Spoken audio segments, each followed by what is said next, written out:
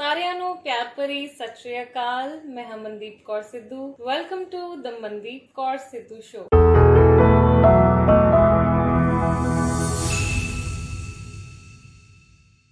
ਅੱਜ ਸਾਡੇ ਨਾਲ ਮੌਜੂਦ ਨੇ ਵਿਸ਼ਾਲ ਜੀ। ਪੰਜਾਬੀ ਸਾਹਿਤ ਜਗਤ ਵਿੱਚ ਆਪਣੀ ਖਾਸ ਪਹਿਚਾਣ ਬਣਾਉਣ ਵਾਲੇ ਵਿਸ਼ਾਲ ਅੱਖਰ ਪੰਜਾਬੀ ਮੈਗਜ਼ੀਨ ਦੇ ਮੁੱਖ ਸੰਪਾਦਕ ਅਤੇ ਮੈਂ ਖੁਦ ਵੀ ਅੱਖਰ ਦੀ ਰੀਡਰ ਹਾਂ। ਅੱਖਰ ਨੂੰ ਦੇਸ਼ ਵਿਦੇਸ਼ ਵਿੱਚ ਜਿਹੜਾ ਉਹ ਪੜ੍ਹਿਆ ਜਾਂਦਾ ਹੈ। ਵਿਸ਼ਾਲ ਜੀ ਦੀਆਂ ਬਹੁਤ ਸਾਰੀਆਂ ਕਿਤਾਬਾਂ ਵੀ ਆ ਚੁੱਕੀਆਂ ਨੇ, ਜਿਨ੍ਹਾਂ ਦੇ ਵਿੱਚੋਂ ਤਿਤਲੀ ਤੇ ਕਾਲੀ ਹਵਾ, ਕੈਨਵਸ ਕੋਲ ਪਈ ਬੰਸਰੀ, ਮੈਂ ਅਜੇ ਹੋਣਾ ਹੈ, ਥਾਰੀ ਯਾਦ ਚੌਖੀ ਆਵੇ, ਤਰੇ ਤੇ ਇਟਲੀ ਚ ਮੌਲ ਦਾ ਪੰਜਾਬ। ਆਪਣਾ ਬਹੁਤ ਇੱਕ ਲੰਬਾ ਅਰਸਾ ਜਿਹੜਾ ਇਟਲੀ ਵਿੱਚ ਵੀ ਵਿਸ਼ਾਲ ਜੀ ਨੇ ਬਿਤਾਇਆ ਤੇ ਉਹਨਾਂ ਦਾ ਅੱਜ 30-40 ਸਾਲ ਦਾ ਜਿਹੜਾ ਸਾਹਿਤ ਨਾਲ ਰਿਲੇਸ਼ਨ ਆ, ਉਹਦੇ ਬਾਰੇ ਅਸੀਂ ਗੱਲ ਕਰਾਂਗੇ। ਅੱਜ ਦਾ ਇੰਟਰਵਿਊ ਮੈਨੂੰ ਲੱਗਦਾ ਹੈ ਕਿ ਸਾਹਿਤ ਪੜ੍ਹਨ ਵਾਲਿਆਂ ਵਾਸਤੇ ਤੇ ਸਾਹਿਤ ਨੂੰ ਪਿਆਰ ਕਰਨ ਵਾਲਿਆਂ ਵਾਸਤੇ ਬਹੁਤ ਹੀ ਖਾਸ ਰਹੇਗਾ। ਸੋ ਵਿਸ਼ਾਲ ਜੀ, ਵੈਲਕਮ ਟੂ ਦ ਸ਼ੋ। ਬਹੁਤ ਬਹੁਤ ਸ਼ੁਕਰੀਆ ਮਨਦੀਪ ਜੀ। ਅਕਸਰ ਹੀ ਵਿਸ਼ਾਲ ਜੀ, ਮੈਂ ਆਪਣੀ ਜਿਹੜੀ ਇੰਟਰਵਿਊ ਆ ਇੱਥੋਂ ਹੀ ਸ਼ੁਰੂ ਕਰਦੀ ਆ ਤੇ ਤੁਹਾਡੇ ਨਾਲ ਵੀ ਇੱਥੋਂ ਹੀ ਸ਼ੁਰੂ ਕਰਾਂਗੀ। ਹਾਲਾਂਕਿ ਬੜਾ ਸਮਾਂ ਹੋ ਗਿਆ, ਪਰ ਬੰਦਾ ਆਪਣਾ ਬਚਪਨ ਜਿਹੜਾ ਉਹ ਭੁੱਲਦਾ ਨਹੀਂ। ਮੈਂ ਵੀ ਕੋਸ਼ਿਸ਼ ਕਰਾਂਗੀ ਕਿ ਆਰਟਿਸਟਿਕ ਵੇ ਨਾਲ ਹੀ ਤੁਹਾਨੂੰ ਸਵਾਲ ਕਰਾਂ ਕਿ ਬਚਪਨ ਦੇ ਉਹ ਰੰਗ ਤੇ ਬਚਪਨ ਦੀਆਂ ਗਲੀਆਂ ਕਿਹੋ ਜਿਹੀਆਂ ਸੀ। ਮਨਦੀਪ ਜੀ, ਮੈਂ ਖੁਦ ਵੀ ਇੱਥੋਂ ਹੀ ਗੱਲ ਕਰਨੀ ਸ਼ੁਰੂ ਚਾਹੁੰਦਾ ਸੀਗਾ। ਬਿਆਸ ਦੇ ਨੇੜੇ ਇੱਕ ਪਿੰਡ ਆ ਦੋਲਨ, ਜਿੱਥੇ ਮੇਰਾ ਜਨਮ ਹੋਇਆ। ਉਸ ਪਿੰਡ ਦੀਆਂ ਗਲੀਆਂ 'ਚ ਹੀ ਮੈਂ ਖੇਡ ਕੇ ਆਪਣੇ ਜੋਗਾ ਹੋਇਆ। ਪਿੰਡ ਦੇ ਸਕੂਲ 'ਚ ਹੀ ਪ੍ਰਾਇਮਰੀ ਕੀਤੀ। ਉਹਦੇ ਤੋਂ ਬਾਅਦ ਬਾਬੇ ਬਕਾਲੇ ਮੈਂ 8ਵੀਂ ਕਲਾਸ ਕੀਤੀ ਤੇ ਫਿਰ ਬਿਆਸ ਜਿਹੜੀ ਆ ਕੇ ਮੈਂ 10ਵੀਂ ਕਲਾਸ ਕੀਤੀ। ਸਾਡੇ ਪਿਤਾ ਜੀ 1947 'ਚ ਭਾਈ ਫੇਰੂਕੋ ਤੋਂ ਪਾਕਿਸਤਾਨ ਤੋਂ ਲੰਮੇ ਪਿੰਡ ਤੋਂ ਆਏ। ਉੱਥੋਂ ਪ੍ਰਵਾਸ ਕਰਕੇ ਉਹਨਾਂ ਦਾ ਜਿਹੜਾ ਵੱਖ-ਵੱਖ ਪਿੰਡਾਂ 'ਚ ਫਿਰ ਘੁੰਮਣਾ ਤੇ ਫਿਰ ਇੱਥੇ ਆ ਕੇ ਛੋਟੇ ਜਿਹੇ ਪਿੰਡ 'ਚ ਉਹਨਾਂ ਦੁਕਾਨ ਪਾ ਲਈ ਤੇ ਮੈਂ ਸਕੂਲ ਪੜ੍ਹਦਿਆਂ ਵੀ ਉਹਨਾਂ ਦੇ ਨਾਲ ਕੰਮ ਕਰਦਾ ਸੀਗਾ। ਬਚਪਨ 'ਚ ਪਿੰਡ ਦੀਆਂ ਗਲੀਆਂ 'ਚ ਹੀ ਖੇਡਿਆ। ਪਿੰਡ ਦੀਆਂ ਭੱਠੀਆਂ ਤੇ ਦਾਣੇ ਭੁੱਜਦੇ ਆ, ਉਹ ਜਿੱਦਾਂ ਹੈਗੇ ਸੀ ਵੀ ਹੱਟੀ ਬੈਠੜਿਆ ਬਾਬਾ ਵੇ ਤੇਰੇ ਸੋਨੇ ਦਾ ਛਾਬਾ, ਤੇ ਉਹ ਅੱਜ ਤੱਕ ਉਹ ਸਾਰਾ ਬਚਪਨ ਯਾਦ ਆ। ਤੇ ਉਹਦੇ ਤੋਂ ਬਾਅਦ ਜਦੋਂ ਤੱਕ ਪਿੰਡ ਛੱਡਣ ਦੀ ਗੱਲ, ਅਗਲੀ ਗੱਲ ਮੈਂ ਆਪ ਹੀ ਸ਼ੁਰੂ ਕਰ ਦਿੰਦਾ। 84 ਜਦੋਂ ਬੜਾ ਪੰਜਾਬ ਤੇ ਕਾਲਾ ਦੌਰ ਸੀਗਾ ਚੱਲਿਆ, ਅਸੀਂ ਪਿੰਡ ਛੱਡ ਕੇ ਮਤਲਬ ਸਾਰੇ ਪੰਜਾਬ 'ਚ ਚਾਹੇ ਵਿਸ਼ਵ ਨੂੰ ਲੇਟਿਆ ਇਸ ਗੱਲ ਨੇ। ਉਹ ਹਨੇਰੀ ਝੁੱਲੀ ਤੇ ਅਸੀਂ ਪਿੰਡ ਛੱਡ ਕੇ ਫਿਰ ਬਿਆਸ ਆ। ਬਿਆਸ ਤੋਂ ਕਾਲੀ ਹਨੇਰੀ ਉਹਨੇ ਪਿੱਛਾ ਛੱਡਿਆ ਨਹੀਂ। ਫਿਰ ਅਸੀਂ ਦਿੱਲੀ ਚਲ ਗਏ। ਦਿੱਲੀ ਤੋਂ ਮੇਰੇ ਵੱਡੇ ਬ੍ਰਦਰ ਬਾਹਰ ਇਟਲੀ ਚਲ ਗਏ। ਇਟਲੀ ਤੋਂ ਮੈਂ ਵੀ ਫਿਰ ਇਟਲੀ ਚਲ ਗਿਆ। 14 ਸਾਲ ਦਾ ਪ੍ਰਵਾਸ ਹੰਢਾਇਆ, ਵਾਪਸ ਆਇਆ ਤੇ 35 ਸਾਲ ਬਾਅਦ ਮੇਰੇ ਮਾਤਾ ਪਿਤਾ ਜੀ ਪਿੰਡ ਹੀ ਰਹਿੰਦੇ। ਮੈਂ ਫਿਰ ਉਹਨਾਂ ਪਿੰਡ ਦੀਆਂ ਗਲੀਆਂ 'ਚ ਆ। ਅਜੇ ਵੀ ਕਦੇ ਕਦੇ ਮੈਂ 50 ਦਹਾਕੇ ਤੋਂ ਪਾਰ ਚਲੇ ਗਿਆ ਤੇ ਹੁਣ ਵੀ ਜਦੋਂ ਮੈਂ ਪਿੰਡ ਜਾਣਾ ਆਪਣੇ ਪਿਤਾ ਜੀ ਕੋਲ ਦੁਕਾਨ ਤੇ ਬੈਠਦਾ, ਛੋਟੇ ਜਿਹੇ ਮਤਲਬ ਬਾਲ ਨੂੰ ਮੈਂ ਥੋੜੇ ਜਿਹੇ ਡਿਸਟੈਂਸ ਤੇ ਮਤਲਬ ਖੇਡਦਾ ਦੇਖਦਾ, ਉਹ ਮੈਂ ਹੀ ਹੁੰਦਾ। ਉਹਨਾਂ ਗਲੀਆਂ 'ਚ ਮੈਂ ਤੁਰ ਕੇ ਦੇਖਦਾ ਤੇ ਉਹ ਸਕੂਲ ਜਿੱਥੇ ਮੈਂ ਪੜ੍ਹਿਆ ਵਾ ਉਸ ਸਕੂਲ ਨੂੰ ਜਾ ਕੇ ਦੇਖਦਾ ਤੇ ਆਪਣਾ ਬਚਪਨ ਯਾਦ ਆ ਜਾਂਦਾ। ਤੇ ਫਿਰ ਕਦੇ ਕਦੇ ਮੈਂ ਉਹ ਛੋਟਾ ਜਿਹਾ ਬੱਚਾ ਬਣ ਜਾਂਦਾ। ਜੇ ਆਪਾਂ ਸਾਹਿਤ ਦੀ ਗੱਲ ਕਰੀਏ, ਕਵਿਤਾ ਲਿਖਣ ਤੋਂ ਸ਼ੁਰੂ ਕਰਦੇ ਆ। ਜਿਹੜੇ ਲੇਖਕ ਆ ਉਹ ਕਵਿਤਾ ਤੋਂ ਸ਼ੁਰੂ ਕਰਦੇ ਆ। ਮਨ 'ਚ ਨੂੰ ਵਲਵਲੇ ਆਉਂਦੇ ਨੇ, ਵੱਖ-ਵੱਖ ਭਾਵਨਾਵਾਂ ਹੁੰਦੀਆਂ ਨੇ। ਕਵਿਤਾ ਦਾ ਜਾਂ ਲਿਖਣ ਦਾ ਸਫ਼ਰ ਦੱਸੋ, ਸ਼ੁਰੂਆਤ ਕਿੱਥੋਂ ਹੋਈ? ਕਵੀ ਬਣਦਾ ਨਾ ਕੋਈ ਵੀ ਲੇਖਕ, ਜਦੋਂ ਲੇਖਕ ਬਣਦਾ, ਜਦੋਂ ਸੁਭਾਅ ਦੇ ਵਿੱਚ ਵਿਰੋਧ ਆ ਜਾਂਦਾ ਨਾ, ਉੱਥੇ ਉਹ ਮਤਲਬ ਉਹਦਾ ਝੁਕਾਅ ਲੇਖਣੀ ਵੱਲ ਹੁੰਦਾ। ਤੇ ਜਿਸ ਕਵੀ ਦੇ ਵਿੱਚ ਵਿਰੋਧ ਨਹੀਂ ਹੈਗਾ ਉਹਦੇ ਸੁਭਾਅ ਵਿੱਚ, ਮੈਂ ਉਹਨੂੰ ਘੱਟੋ ਘੱਟ ਕਵੀ ਨਹੀਂ ਮੰਨਦਾ। ਸਿਸਟਮ ਦੇ ਖਿਲਾਫ ਨਹੀਂ ਬੋਲਦਾ ਤੇ ਉਹ ਮੈਂ ਉਹਨੂੰ ਕਵੀ ਨਹੀਂ ਮੰਨਦਾ। ਜਿਹੜੀ ਮੇਰੀ ਸ਼ੁਰੂਆਤ ਦੀ ਗੱਲ ਆ ਵੀ ਮੇਰਾ ਕਵਿਤਾ ਵੱਲ ਆਉਣਾ ਕਿਵੇਂ ਹੋਇਆ, ਮੈਨੂੰ ਯਾਦ ਆ ਮੈਂ ਅੱਗੇ ਵੀ ਇੱਕ ਵਾਰੀ ਕਿਤੇ ਜ਼ਿਕਰ ਕੀਤਾ ਸੀਗਾ। ਮੈਂ ਛੋਟਾ ਜਿਹਾ ਸੀਗਾ ਤੇ ਕਿਤੇ ਨਾ ਡੈਫਥ ਵਿੱਚ ਹੀ ਪਿਆ ਹੁੰਦਾ ਸਾਰਾ ਕੁਝ, ਪਤਾ ਨਹੀਂ ਬੰਦੇ ਨੂੰ ਲੱਗਦਾ। ਕਵੀ ਆ ਜਾਂ ਜਿਹੜੇ ਲੇਖਕ ਆ ਖਾਸ ਕਿਸਮ ਦੇ ਬੰਦੇ ਹੁੰਦੇ, ਕੋਈ ਪਿਛਲਾ ਹਿਸਾਬ ਲੈ ਕੇ ਜੰਮੇ ਹੁੰਦੇ ਆ। ਤੇ ਮੈਨੂੰ ਯਾਦ ਆ ਮੈਂ 7-8 ਸਾਲ ਦਾ ਸੀਗਾ। ਮੈਨੂੰ ਘਰ ਦੇ ਦੁੱਧ ਲੈਣ ਘੱਲਦੇ ਹੁੰਦੇ ਸੀ। ਮੈਂ ਦੁੱਧ ਡੋਲ ਲੈ ਕੇ ਤੇ ਦੁੱਧ ਲੈਣ ਜਾ ਰਿਹਾ। ਉਸ 7-8 ਸਾਲ ਦੇ ਬੱਚੇ ਨੂੰ ਕਿੰਨੀ ਕੁ ਸਮਝ ਹੋ ਸਕਦੀ ਆ? 8 ਸਾਲ ਦਾ ਹੋਊਗਾ ਜ਼ਿਆਦਾ ਤੋਂ ਜ਼ਿਆਦਾ। ਤੇ ਮੈਂ ਦੁੱਧ ਲੈਣ ਗਿਆ, ਪਤਾ ਨਹੀਂ ਮਤਲਬ ਕੀ ਸੋਚ ਰਿਹਾ। ਤੇ ਮੈਨੂੰ ਕਣਕਾਂ ਦੇ ਨਾਲ ਜੁਗਨੂ ਜਾਗਦੇ ਹੁੰਦੇ ਰਾਤ ਨੂੰ, ਸ਼ਾਮ ਜੀ ਨੂੰ ਮੈਂ ਦੁੱਧ ਲੈਣ ਜਾਣਾ, ਜਾਂ ਪਿੰਡ ਦੇ ਛੱਪੜ ਤੇ ਜਿਹੜੀਆਂ ਭੰਬੀਰੀਆਂ ਹੁੰਦੀਆਂ ਉਹ ਮੈਨੂੰ, ਜਾਂ ਅੱਕਾਂ ਦੇ ਵਿੱਚ ਮਾਈ ਬੁੱਢੀ ਜਿਹਨੂੰ ਕਹਿੰਦੇ, ਉਹ ਮੈਨੂੰ ਬੜੀਆਂ ਚੰਗੀਆਂ ਲੱਗਦੀਆਂ ਸੀ। ਕਾਰਨ ਪਤਾ ਨਹੀਂ ਕੀ ਸੀਗਾ। ਤੇ ਇੱਕ ਦਿਨ ਮੈਂ ਦੁੱਧ ਲੈਣ ਗਿਆ ਤੇ ਸੋਚਦਾ ਮੈਂ ਨਾ ਦੂਜੇ ਪਿੰਡ ਚਲ ਗਿਆ। ਉਹ 1.5 ਕਿਲੋਮੀਟਰ ਸੀਗਾ ਤੇ ਮੈਂ ਦੇਖਿਆ ਵੀ ਮਤਲਬ ਇਹ ਕੀ ਕਿੱਧਰ ਆਇਆ ਮਤਲਬ। ਫਿਰ ਮੈਂ ਵਾਪਸ ਆਇਆ ਤੇ ਉਹ ਰਸਤੇ 'ਚ ਮੈਂ ਖਾਲੀ ਡੋਲ ਆਪਣਾ ਦੇਖਦਾ ਆ ਰਿਹਾ ਸੀਗਾ। ਮੈਨੂੰ ਲੱਗਦਾ ਵਾ ਵੀ ਉਹ ਜਿਹੜਾ ਖਾਲੀ ਡੋਲ ਆ ਨਾ, ਤੇ ਅਜੇ ਵੀ ਮੈਂ ਲਈ ਫਿਰਦਾ ਵਾਂ ਤੇ ਉਹੀ ਮੇਰੀ ਕਵਿਤਾ ਦੇ ਵੱਲ ਜੁੜਨ ਦਾ ਕਾਰਨ। ਮਤਲਬ ਕਿ ਤੁਸੀਂ ਆਪਣੇ ਜਵਾਬਾਂ ਨਾਲ ਕੀਲ ਲੈਣੀ ਆਡੀਅנס ਅੱਜ। ਜਦੋਂ ਮੈਂ 10ਵੀਂ ਪਾਸ ਕੀਤੀ, ਜਦੋਂ ਤੱਕ ਮੈਂ ਗੱਲ ਕਰਦਾ ਕਿ ਮਤਲਬ ਕਵਿਤਾ ਵੱਲ ਆਉਣ ਦੇ ਕਾਰਨ, ਮੈਂ ਮਤਲਬ ਕਾਲਜ ਜਾਣ ਦੀ ਜਿੱਦ ਕੀਤੀ ਤੇ ਸਾਡੇ ਖਾਨਦਾਨ ਚ ਕੋਈ ਪੜ੍ਹਿਆ ਨਹੀਂ ਸੀ, ਨਾ ਕੋਈ ਲੇਖਕ ਸੀਗਾ। ਪਰ ਮੈਨੂੰ ਇਹ ਕਿਹਾ ਗਿਆ ਵੀ ਇਹਨੇ ਕਿਹੜਾ ਅਫਸਰ ਬਣਨਾ। ਪਰ ਇਹਦੇ ਦਰਮਿਆਨ ਮਤਲਬ ਜੋ ਵੀ ਅੱਜ ਮੈਂ ਹੈਗਾ ਨਾ, ਜਿਸ ਮੁਕਾਮ ਤੇ ਵੀ ਆ, ਮੈਂ ਆਪਣੀ ਫੈਮਿਲੀ ਕਰਕੇ, ਵੱਡੇ ਬ੍ਰਦਰ ਕਰਕੇ, ਪਿਤਾ ਜੀ ਕਰਕੇ ਹੈਗਾ ਜੋ ਵੀ ਅੱਜ ਹੈਗਾ, ਪਰ ਮੈਨੂੰ ਪੜਨ ਨਹੀਂ ਦਿੱਤਾ ਗਿਆ। ਤੇ ਮੈਂ ਬੜੀ ਜਿੱਦ ਕਰਨੀ, ਪਿੰਡ ਦੀ ਹੱਟੀ ਵਾਸਤੇ ਸੌਦਾ ਢੋਂਦਿਆਂ ਗਰਮੀ ਦੇ ਵਿੱਚ, 14-15 ਸਾਲ ਦਾ ਸੀਗਾ, 10ਵੀਂ ਕੀਤੀ, ਸਮਾਨ ਲੱਦਿਆ ਹੋਣਾ, ਸਾਈਕਲ ਚਲਾਉਣਾ, ਤੇ ਉਹ ਜਿਹੜੀ ਰੀਝ ਸੀਗੀ ਨਾ ਮੇਰੀ ਕਾਲਜ ਜਾਣ ਦੀ, ਮੇਰੇ ਮੁੜ ਕੇ ਥਾਣੇ ਨਿਕਲ ਗਈ। ਕੁਝ ਅਖਬਾਰ ਪੜ੍ਹਨ ਦਾ ਰੁਝਾਨ ਹੋ ਗਿਆ, ਮੈਂ ਸੋਚਦੇ ਰਹਿਣਾ, ਕੁਝ ਕਿਤਾਬਾਂ ਮੈਂ ਰਈਏ ਤੋਂ ਲੈ ਕੇ ਆਉਣੀਆਂ, ਇਹ ਇਹਨਾਂ ਨੇ ਕਿੱਦਾਂ ਲਿਖਿਆ। ਫਿਰ ਮੈਂ ਉਦੋਂ ਮਤਲਬ ਜਿਹੜੇ ਮੇਰੇ ਅੰਦਰ ਕਵਿਤਾ ਨੇ ਜਨਮ ਲਿਆ, ਉਦੋਂ ਮੈਂ ਕਵਿਤਾ ਲਿਖੀ, ਬਾਪ ਨਾਲ ਗੈਰ ਰਸਮੀ ਸਵਾਰ। ਉਹਦੇ ਵਿੱਚ ਮੈਂ ਬੜਾ ਰੋਸ ਪ੍ਰਗਟ ਕੀਤਾ ਉਸ ਕਵਿਤਾ ਦੇ ਵਿੱਚ। ਮੇਰੀ ਖੁਸ਼ ਨਸੀਬੀ ਇਹ ਆ ਕਿ ਉਹ ਨਜ਼ਮ ਮੈਂ ਨਾਗਮਣੀ ਵਿੱਚ ਭੇਜੀ, ਅੰਮ੍ਰਿਤਾ ਪ੍ਰੀਤਮ ਦੇ ਮੈਗਜ਼ੀਨ 'ਚ, ਉਦੋਂ ਉਹ ਉਹਦੇ ਤੇ ਛਪੀ, ਬੜਾ ਲੋਕਾਂ ਨੇ ਐਪਰੀਸ਼ੀਏਟ ਕੀਤਾ। ਫਿਰ ਹੌਲੀ ਹੌਲੀ ਅਧਿਐਨ ਵੱਲ ਮੈਂ ਮੁੜਿਆ, ਕਿਤਾਬਾਂ ਪੜ੍ਹੀਆਂ, ਏਦਾਂ ਸ਼ਾਇਰੀ ਦਾ ਸਫ਼ਰ ਚੱਲਦਾ ਰਿਹਾ। ਫਿਰ ਕੁਝ ਪ੍ਰੋਜ਼ ਵੀ ਲਿਖਿਆ, ਇਸ ਤਰ੍ਹਾਂ ਕਰਕੇ ਇਹੋ ਹੀ ਸਫ਼ਰ ਮੇਰਾ ਸ਼ੁਰੂ ਹੋਇਆ ਆਪਣੀ ਪੋਇਟਰੀ ਦਾ। ਤੁਸੀਂ ਕਿਹਾ ਕਿ ਜਿਹੜਾ ਅਸਲੀ ਲਿਖਤ ਆ ਜਾਂ ਕਵਿਤਾ ਵਾ ਉਹ ਵਿਰੋਧ ਚੋਂ ਪ੍ਰਗਟ ਹੁੰਦੀ, ਨਹੀਂ ਤੇ ਮੈਂ ਕਵੀ ਨਹੀਂ ਮੰਨਦਾ। ਹਾਲਾਂਕਿ ਮੈਂ ਤਾਂ ਤੁਹਾਨੂੰ ਸਿੱਧੇ ਸਵਾਲ ਕਰਨਾ ਚਾਹੁੰਦੀ ਸੀ, ਪਰ ਕਿਹਾ ਜਾਂਦਾ ਕਿ ਅਕਸਰ ਕਵਿਤਾ ਮੁਹੱਬਤ ਤੋਂ ਸ਼ੁਰੂ ਹੁੰਦੀ ਹੈ। ਬਹੁਤ ਸਾਰੇ ਕਵੀਆਂ ਨੇ ਮੁਹੱਬਤ ਤੋਂ ਸ਼ੁਰੂ ਕੀਤੀ ਕਵਿਤਾ, ਪਰ ਉਹ ਕੋਈ ਵਿਰੋਧ ਨਹੀਂ ਹੁੰਦਾ ਤੇ ਫਲੋ ਹੁੰਦਾ ਪੂਰਾ। ਕਵੀ ਦੀ ਤੇ ਕਵਿਤਾ ਦੀ ਸ਼ੇਡ ਆ ਮੁਹੱਬਤ। ਜ਼ਿੰਦਗੀ ਵਿੱਚ ਵੀ ਮੈਂ ਵੀ ਮੁਹੱਬਤ ਕੀਤੀ, ਬਹੁਤ ਕੀਤੀ। ਮੈਂ ਸ਼ੁਰੂ ਵਿੱਚ ਜਦੋਂ ਆਪਣੇ ਇਹ ਕਵਿਤਾ ਲਿਖਣੀਆਂ ਸ਼ੁਰੂ ਕੀਤੀਆਂ, ਮੁਹੱਬਤ ਜਿਹੜੀ ਆ ਉਹ ਜਦੋਂ ਬੰਦੇ ਨੂੰ ਨਹੀਂ ਮਿਲਦੀ ਹੈਗੀ ਤੇ ਸੁਭਾਵਿਕ ਆ ਉਹ ਜਿਹੜਾ ਫਲੋ ਆ ਉਧਰ ਆ ਜਾਊਗਾ। ਮਤਲਬ ਇਹ ਨਹੀਂ ਕਿ ਕਵੀ ਨੂੰ ਮੈਂ ਇਸ ਤਰ੍ਹਾਂ ਕਹਿ ਰਿਹਾ ਵੀ ਬੜਾ ਇਹ ਕਰੂੜ ਹੁੰਦਾ ਵਾ, ਇਹ ਵਿਰੋਧ ਕਰੂਗਾ, ਤੇ ਮੁਹੱਬਤ ਹੀ ਸਿਖਾਉਂਦੀ ਆ ਤੁਹਾਨੂੰ। ਮੈਂ ਆਪਣੇ ਬਾਪ ਨੂੰ ਮੁਹੱਬਤ ਕੀਤੀ ਨਾ, ਤੇ ਉਹ ਵਿਰੋਧ ਹੋਇਆ ਉੱਥੇ, ਤੇ ਮੈਂ ਉਹ ਵਿਰੋਧ ਵਿੱਚ ਲਿਖੀ ਕਵਿਤਾ ਮੁਹੱਬਤ ਦੀ ਕਵਿਤਾ ਸੀਗੀ, ਆਪਣੇ ਪਿਓ ਨਾਲ ਗਿਲਾ ਕੀਤਾ। ਤੇ ਜਦੋਂ ਤੁਹਾਨੂੰ ਮਹਿਬੂਬ ਨਹੀਂ ਮਿਲਦਾ ਤੁਹਾਡਾ, ਹੈਨਾ, ਤੇ ਉਹ ਉਹਦੇ ਨਾਲ ਗਿਲਾ ਕਰਦਾ, ਤੇ ਕਿਤੇ ਨਾ ਕਿਤੇ ਉਹਦਾ ਵਿਰੋਧ ਵੀ ਵਿੱਚ ਹੀ ਹੁੰਦਾ। ਉਹਦੇ ਵਿੱਚ ਫਲੋ ਦੇ ਵਿੱਚ ਕਵਿਤਾ ਲਿਖਦਾ, ਮੁਹੱਬਤ ਕਰਦਾ। ਪਿਆਰ ਕਵਿਤਾ ਜਿਹੜੀ ਆ ਨਾ, ਪਿਆਰ ਹੀ ਸਿਖਾਉਂਦਾ ਕਵਿਤਾ ਲਿਖਣਾ, ਸਾਹਿਤ ਦੇ ਨਾਲ ਪਿਆਰ ਹੀ ਜੋੜ। ਕਵਿਤਾ ਵਾ ਕਿ ਕਵਿਤਾ ਤੁਹਾਨੂੰ ਇੱਕ ਦੋਸਤ ਵਾਂਗ ਜਾਂ ਇੱਕ ਹੋਰ ਇਨਸਾਨ ਫੀਲ ਹੁੰਦਾ? ਤੁਹਾਨੂੰ ਕੀ ਫੀਲ ਹੁੰਦਾ? ਕਈ ਵਾਰੀ ਇਦਾਂ ਹੁੰਦਾ ਕਿ ਕਿਉਂਕਿ ਆਪਾਂ ਕਵਿਤਾ ਦੇ ਰੂਪ 'ਚ ਸਾਰਾ ਕੁਝ ਲਿਖ ਦਿੰਦੇ ਆ ਤੇ ਜਿੱਦਾਂ ਸਾਰੀ ਗੱਲ ਕਰ ਲਈ, ਤੇ ਤੁਹਾਨੂੰ ਕੀ ਮਹਿਸੂਸ ਹੁੰਦਾ ਕਿ ਹਰ ਜਿਹੜੀ ਤੁਹਾਡੀ ਫੀਲਿੰਗ ਆ, ਹਰ ਜਿਹੜੀ ਸੋਚ ਆ ਜਾਂ ਡੇਲੀ ਰੂਟੀਨ 'ਚ ਜੋ ਹੋ ਰਿਹਾ, ਜੋ ਤੁਸੀਂ ਵਾਚ ਕਰ ਰਹੇ ਹੋ, ਜੋ ਤੁਹਾਨੂੰ ਤਲਖੀ 'ਚ ਲੈ ਆਉਂਦਾ ਵਾ ਜਾਂ ਪਿਆਰ ਵੱਲ ਖਿੱਚ ਲੈਂਦਾ, ਤੇ ਤੁਸੀਂ ਸਾਰੀ ਗੱਲ ਕਰ ਸਕਦੇ? ਹਾਂ, ਦੇਖੋ, ਬਹੁਤ ਸਾਰੇ ਦੋਸਤਾਂ ਨੂੰ ਮਿਲਿਆ ਵਾ। ਜੇ ਮੈਂ ਆਪਣੇ ਬਾਰੇ ਗੱਲ ਕਰਨੀ ਹੋਵੇ, ਤੁਹਾਡੇ ਸਵਾਲ ਦਾ ਹੀ ਜਵਾਬ ਦੇਣਾ ਹੁੰਦਾ, ਜੇ ਕਵਿਤਾ ਨਾ ਹੁੰਦੀ ਤੇ ਹੋ ਸਕਦਾ ਮੈਂ ਬਹੁਤ ਥੋੜਾ ਹੁੰਦਾ। ਜਦੋਂ ਤੁਸੀਂ ਬਹੁਤ ਮਾਨਸਿਕ ਤੌਰ ਤੇ ਟੁੱਟੇ ਆ, ਉਹਦੇ ਕਾਰਨ ਭਾਵੇਂ ਕੋਈ ਵੀ ਤੁਹਾਡੇ ਘਰ ਵਾ, ਘਰ ਦੀਆਂ ਨੀਹਾਂ ਵਾ, ਤੁਸੀਂ ਬੱਝੇ ਪਏ ਜੇ ਕਿਤੇ, ਸਿਸਟਮ ਹੀ ਤੁਹਾਡੇ ਅਨੁਸਾਰ ਨਹੀਂ ਹੈਗਾ। ਕਵੀ ਨੂੰ ਕਿਤੇ ਵੀ ਸਿਸਟਮ ਫਿੱਟ ਨਹੀਂ ਮਿਲਦਾ। ਉਦੋਂ ਉਹਦੀ ਉਂਗਲੀ ਫੜਦੀ ਆ ਨਾ ਆ ਕੇ, ਤੇ ਕਵਿਤਾ ਹੀ ਫੜਦੀ ਆ, ਉਹਨੂੰ ਜਿਉਣ ਜੋਗਾ ਕਰ ਦਿੰਦੀ ਕਵਿਤਾ। ਤੇ ਕਵਿਤਾ ਉਹਦੀ ਕਿਤੇ ਮਾਂ ਵੀ ਬਣ ਜਾਂਦੀ ਆ, ਕਿਤੇ ਬਾਪ ਵੀ ਬਣ ਜਾਂਦੀ, ਕਿਤੇ ਦੋਸਤ ਵੀ ਬਣਦੇ। ਕਵਿਤਾ ਉਹਦਾ ਆਪਣਾ ਆਪ ਵੀ ਹੁੰਦਾ, ਤੇ ਇਵੇਂ ਹੀ ਕਵਿਤਾ ਜਿਉਣ ਜੋਗਾ ਕਰਦੀ ਆ, ਉਂਗਲੀ ਫੜ ਕੇ ਤੁਰਦੀ, ਜ਼ਿੰਦਗੀ ਦੀਆਂ ਰਾਹਾਂ ਵੱਲ ਲੈ ਕੇ ਜਾਂਦੀ। ਕਵਿਤਾ ਬੜਾ ਕੁਝ ਸਿਖਾਉਂਦੀ ਬੰਦੇ ਨੂੰ। ਮੈਂ ਆਪਣੀ ਆਡੀਅנס ਨਾਲ ਵੀ ਸ਼ੇਅਰ ਕਰਨਾ ਚਾਹੁੰਦੀ ਕਿ ਹਜੇ ਸਵਾਲ ਮੈਂ ਸ਼ੁਰੂ ਹੀ ਨਹੀਂ ਕੀਤੇ। ਮਤਲਬ ਮੇਰੇ ਸਾਰੇ ਸਵਾਲ ਹਜੇ ਪਏ ਆ। ਆਪਣੇ ਸਵਾਲ ਸ਼ੁਰੂ ਕਰਨ ਤੋਂ ਪਹਿਲਾਂ ਫਿਰ ਮੇਰੇ ਮਨ 'ਚ ਸਵਾਲ ਆ ਕਿ ਤੁਸੀਂ ਕਵਿਤਾ ਦੇ ਹੀ ਹੋ ਕੇ ਤੇ ਇਕੱਲੇ ਨਹੀਂ ਹੋ ਜਾਂਦੇ? ਫਿਰ ਤੁਸੀਂ ਕੋਈ ਆਪਣੀ ਦੁਨੀਆ ਬਣਾ ਲੈਂਦੇ ਹੋ? ਇਹ ਕਵਿਤਾ ਦੇ ਨਾਲ ਬੰਦਾ ਭਰ ਜਾਂਦਾ ਬਹੁਤ ਜ਼ਿਆਦਾ। ਤੁਸੀਂ ਜਦੋਂ ਤੁਹਾਡੀ ਕਵਿਤਾ ਤੁਹਾਡੇ ਨਾਲ ਆ, ਤੇ ਜਿੱਦਾਂ ਆਪਾਂ ਪਹਿਲਾਂ ਗੱਲ ਕੀਤੀ ਆ ਵੀ ਦੋਸਤ ਬਣ ਜਾਂਦੀ ਆ ਕਵਿਤਾ ਤੁਹਾਡੀ। ਕਵਿਤਾ ਦਾ ਤੁਹਾਡਾ ਸੰਸਾਰ ਹੁੰਦਾ ਵਾ ਸਾਰਾ ਇਕੱਲਾ, ਤੇ ਕਵਿਤਾ ਤੇ ਇਕੱਲਿਆਂ ਰਹਿਣ ਹੀ ਨਹੀਂ ਦਿੰਦੀ ਤੁਹਾਨੂੰ।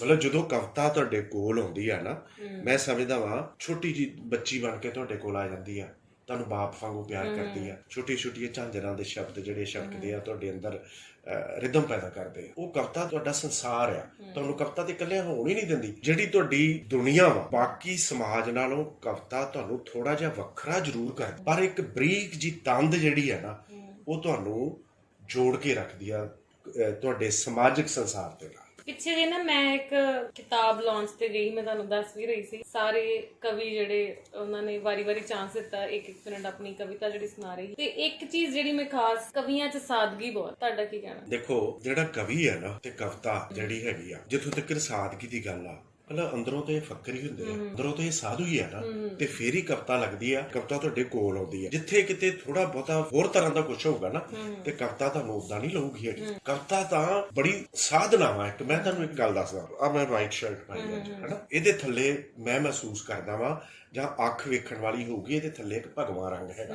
ਕਵਿਤਾ ਸਾਧਨਾ ਕਿੱਦਾਂ ਵਾ ਇੱਕ ਫਰਾਂਸ ਦਾ ਫਰੈਡਰਿਕ ਲੀਵੇ ਹੋਇਆ ਸਟਾਰ ਵਾਦਕ ਮਾਈ ਫੇਅਰ ਲੇਡੀ ਦੇ ਉਹਦੇ ਮਿਊਜ਼ਿਕ ਦਾ ਉਹ ਪੂਰੇ ਵਿਸ਼ਵ ਵਿੱਚ ਮਸ਼ਹੂਰ ਹੋਇਆ। ਅਮਰੀਕਾ ਚਲੇ ਗਿਆ, ਉਹਨੇ ਆਪਣਾ ਉੱਥੇ ਜਾ ਕੇ ਕੁਸ਼ਤੀਆਂ ਵੀ ਲੜੀਆਂ, ਪਰ ਜਿਹੜਾ ਕਵਿਤਾ ਦੀ ਸਾਦਗੀ ਦੀ ਗੱਲ ਕਰਦੇ ਆ ਉਹਦੇ ਅੰਦਰ ਕਿਤੇ ਉਹਦਾ ਮਿਊਜ਼ਿਕ ਬੈਠਾ ਹੋਇਆ ਸੀਗਾ, ਸਟਾਰ ਸੀਗਾ, ਉਹਨੇ ਉਹਦਾ ਪਿੱਛਾ ਉੱਥੇ ਜਾ ਕੇ ਵੀ ਨਹੀਂ ਛੱਡਿਆ ਤੇ ਉੱਥੇ ਉਹਨੇ ਇੱਕ ਕਿਸ਼ਤਾਂ ਤੇ ਲੈ ਲਈ ਸਟਾਰ, ਉਹਦੇ ਕੋਲੋਂ ਨਾ ਉਹਦੀਆਂ ਕਿਸ਼ਤਾਂ ਮੋੜੀਆਂ ਨੇ ਗਈਆਂ ਤੇ ਜਿਹੜਾ ਦੁਕਾਨ ਦਾ ਮਾਲਕ ਸੀ ਉਹਨੇ ਕਿਹਾ ਵੀ ਜਾਓ ਉਹਦੀ ਜਾ ਕੇ ਸਟਾਰ ਚੁੱਕ ਕੇ ਲੈ ਜਾਓ ਤੇ ਉਹ 4-5 ਜਣੇ ਉਹਦੀ ਸਟਾਰ ਚੁੱਕਣ ਗਏ। ਉਹ ਆਪਣੇ ਮਿਊਜ਼ਿਕ ਦੇ ਵਿੱਚ ਰੁੱਝਿਆ ਹੋਇਆ ਸੀ, ਸਿਰ ਸੁੱਟ ਕੇ ਨਾ ਮਿਊਜ਼ਿਕ ਵਜਾ ਰਿਹਾ ਸੀਗਾ। ਉਹਨਾਂ ਆ ਕੇ ਦੇਖਿਆ ਉਹ ਜਿਹੜੇ ਸਟਾਰ ਚੁੱਕਣ ਆਏ ਸੀ ਨਾ ਉਹਦੀ ਧੁਨ 'ਚ ਹੀ ਸ਼ਾਮਲ ਹੋ ਗਏ ਜਾ ਕੇ, ਜਿੱਥੋਂ ਤੱਕ ਮਤਲਬ ਸਾਦਗੀ ਦੀ ਗੱਲ ਆ, ਠੀਕ ਹੈ ਨਾ, ਉਹਦੀ ਧੁਨ 'ਚ ਸ਼ਾਮਲ ਹੋ ਗਏ। ਉਹਨਾਂ ਕੋਲ ਜਿੰਨੇ ਪੈਸੇ ਸੀ ਨਾ ਤੇ ਉਹਨਾਂ ਉਹਨੂੰ ਦੇ ਦਿੱਤੇ ਗਿਆ ਕਿਸ਼ਤਾ ਰਹਿ ਜਾ ਦੁਆਬਾ ਸੱਤ ਕਰਕੇ ਹੋਇਆ ਕਿ ਮੈਂ ਤੇ ਗਈ ਐਜ਼ ਅ ਗੈਸਟ, ਨੂੰ ਲੱਗਾ ਕਿ ਮੈਂ ਗਈ ਤੇ ਆਈ ਤੇ ਉਹੀ ਤੁਹਾਡੀ ਗੱਲ ਆ ਕਿ ਉਹਦੇ ਵਿੱਚ ਹੀ ਮਗਨ ਹੋ ਗਏ ਤੇ ਉਹਦੇ 'ਚ ਹੀ ਲੀਨ ਹੋ ਗਏ। ਮੈਂ ਪੂਰਾ ਪ੍ਰੋਗਰਾਮ ਵੇਖਿਆ ਸ਼ੁਰੂ ਤੋਂ ਲੈ ਕੇ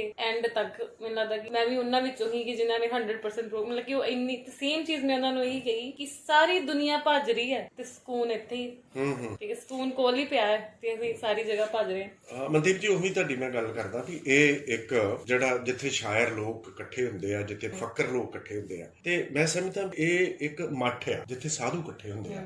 ਉੱਥੇ ਸ਼ਬਦਾਂ ਦੀ ਸਮੱਗਰੀ ਦਾ ਉਚਾਰਨ ਹੁੰਦਾ ਵਾ, ਧੂਏ ਬਲਦੇ ਆ, ਕਵਿਤਾ ਦੇ ਧੂਏ ਬਲਦੇ ਆ ਤੇ ਤੁਸੀਂ ਉਹਦੇ ਵਿੱਚ ਵਿਲੀਨ ਹੋ ਜਾਂਦੇ ਆ। ਜੇ ਮਤਲਬ ਉਹ ਸੱਚਮੁੱਚ ਹੀ ਉੱਥੇ ਉਹ ਕਵੀ ਲੋਕ ਇਕੱਠੇ ਹੋਏ ਆ ਜਿਹੜੇ ਕਵਿਤਾ ਨੂੰ ਪਿਆਰ ਕਰਦੇ ਆ ਤੇ ਪਿਆਰ ਕਰਨ ਵਾਲੇ ਉੱਥੇ ਸੁਣਨ ਜਾਂਦੇ ਆ, ਜਿਹੜੇ ਕਵਿਤਾ ਨਾਲ ਜੁੜੇ ਹੋਏ ਲੋਕ ਆ, ਸ਼ਬਦ ਨਾਲ ਜੁੜੇ ਹੋਏ ਲੋਕ ਆ। ਮੈਂ ਉਹਨਾਂ ਕਵਿਤਾ ਦੀ ਗੱਲ ਕਰ ਰਿਹਾ। ਕਿਹੜੇ ਲੇਖਕ ਜਾਂ ਮੈਂ ਖਾਸ ਤੌਰ ਤੇ ਗੱਲ ਕਰਨਾ ਚਾਹਾਂਗੀ ਨੋਨ ਚਿਹਰੇ, ਵੱਡੇ ਲੇਖਕ ਜੋ ਤੁਹਾਡੀ ਜ਼ਿੰਦਗੀ 'ਚ ਆਏ ਤੇ ਤੁਸੀਂ ਦਿਲੋਂ ਸੋਚਿਆ ਕਿ ਇਦਾਂ ਦਾ ਆਈਡੀਅਲ ਹੋ ਸਕਦਾ? ਇਹਨਾਂ ਦੇਖੋ, ਮੈਂ ਜਦੋਂ ਲਿਖਣਾ ਸ਼ੁਰੂ ਕੀਤਾ ਨਾ ਬਿਆਸ ਆਇਆ ਸਾਡੇ ਨੇੜੇ ਬਿਲਕੁਲ ਢਿਲਵਾਂ, ਮਤਲਬ ਫੱਤੂ ਚੱਕ, ਸਾਡੇ ਬੜੇ ਵੱਡੇ ਕਵੀ ਨੇ, ਪੰਜਾਬੀ ਕਵਿਤਾ ਦੇ ਵਿੱਚ ਬਹੁਤ ਵੱਡਾ ਨਾਮ ਆ, ਲੈਫਟਿਜ਼ਮ ਦੇ ਨਾਲ ਉਹ ਜੁੜੇ ਰਹੇ ਆ, ਅੱਜ ਤੱਕ ਜੁੜੇ ਆ। ਪਰਮਾਤਮਾ ਉਹਨਾਂ ਦੀ ਹੋਰ ਲੰਬੀ ਉਮਰ ਕਰੇ। ਹਰਭਜਨ ਸਿੰਘ ਹੁੰਦਲ, ਉਹਨਾਂ ਨੂੰ ਤੇ ਪੜ੍ਹਿਆ ਹੀ, ਤੇ ਉਹਨਾਂ ਨੇ ਜਿਹੜੀਆਂ ਕਿਤਾਬਾਂ ਪੜ੍ਹਨ ਲਈ ਮੈਨੂੰ ਪ੍ਰੇਰਿਤ ਕੀਤਾ ਨਾ, ਤੇ ਜਾਂ ਆਪਣੇ ਮੈਂ ਜਦੋਂ ਉਹਨਾਂ ਦੇ ਘਰ ਜਾਣਾ, ਮੇਰੀ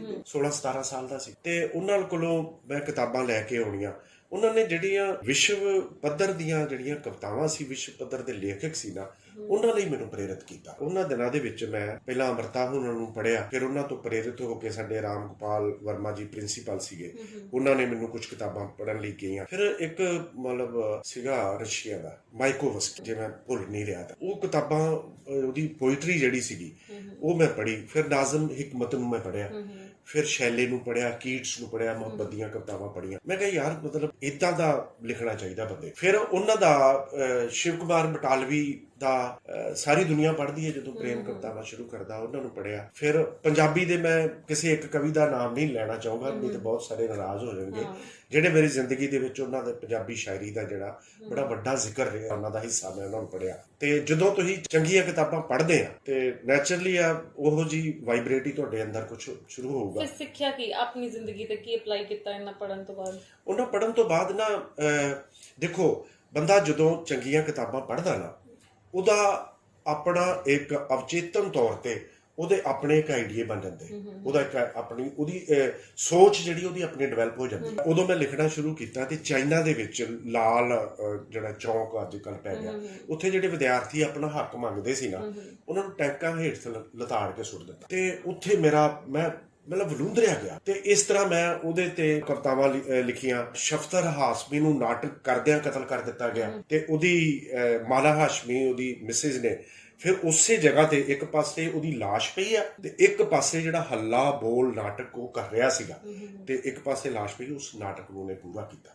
ਮਤਲਬ ਇਹ ਜਿਹੜੀਆਂ ਹਾਦਸੇ ਸੀਗੇ, ਜਿਹੜੀਆਂ ਇਹ ਘਟਨਾਵਾਂ ਸੀ, ਇਹਨਾਂ ਦਾ ਮੇਰੇ ਮਨ ਤੇ ਬਹੁਤ ਡੂੰਘਾ ਅਸਰ ਪਿਆ। ਤੇ ਫਿਰ ਜਿਵੇਂ ਜਿਵੇਂ ਕਵੀ ਮਤਲਬ ਪੜ੍ਹਦਾ ਜਾਂਦਾ, ਉਹਦਾ ਘੇਰਾ ਵਿਸ਼ਾਲ ਹੁੰਦਾ ਜਾਂਦਾ, ਉਹਦਾ ਅਧਿਐਨ, ਉਹ ਕਿਤਾਬਾਂ ਉਹਨਾਂ ਨੂੰ ਹੋਰ ਦੁਨੀਆ 'ਚ ਲੈ ਜਾਂਦੀ, ਉਹਦੀ ਫਿਰ ਲੇਖਣੀ ਦੇ ਵਿੱਚ ਵੀ ਉਹੋ ਜਿਹਾ ਸਾਰਾ ਕੁਝ ਹੁੰਦਾ ਜਾਂਦਾ।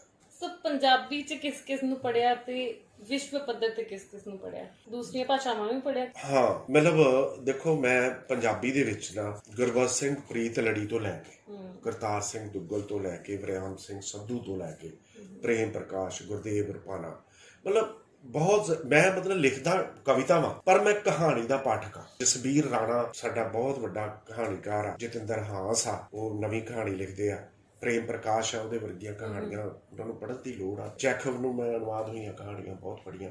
ਵਿਸ਼ਵ ਪੱਧਰ ਤੇ ਜਿਹੜੀ ਪੋਇਟਰੀ ਆ ਅੱਜ ਦੂਸਰੀ ਭਾਸ਼ਾਵਾਂ ਦੀ, ਹਾਲਾਂਕਿ ਭਾਰਤੀ ਭਾਸ਼ਾਵਾਂ ਦੀਆਂ ਮਤਲਬ ਜਿਹੜੀਆਂ ਸਾਹਿਤ ਅਕੈਡਮੀ ਦਿੱਲੀ ਬਹੁਤ ਸਾਰੀਆਂ ਚੰਗੀ ਕਵਿਤਾ ਟਰਾਂਸਲੇਟ ਕਰਕੇ ਸਾਡੇ ਖੁਦ ਪੰਜਾਬੀ ਦੇ ਲੇਖਕ ਜਿਹੜੇ ਨੇ ਬਹੁਤ ਵਧੀਆ ਪੋਇਟਰੀ ਆ, ਬਹੁਤ ਵਧੀਆ ਕਹਾਣੀਆਂ ਅਨੁਵਾਦ ਕਰ ਰਹੇ ਆ, ਉਹ ਪੜ੍ਹ ਰਹੇ।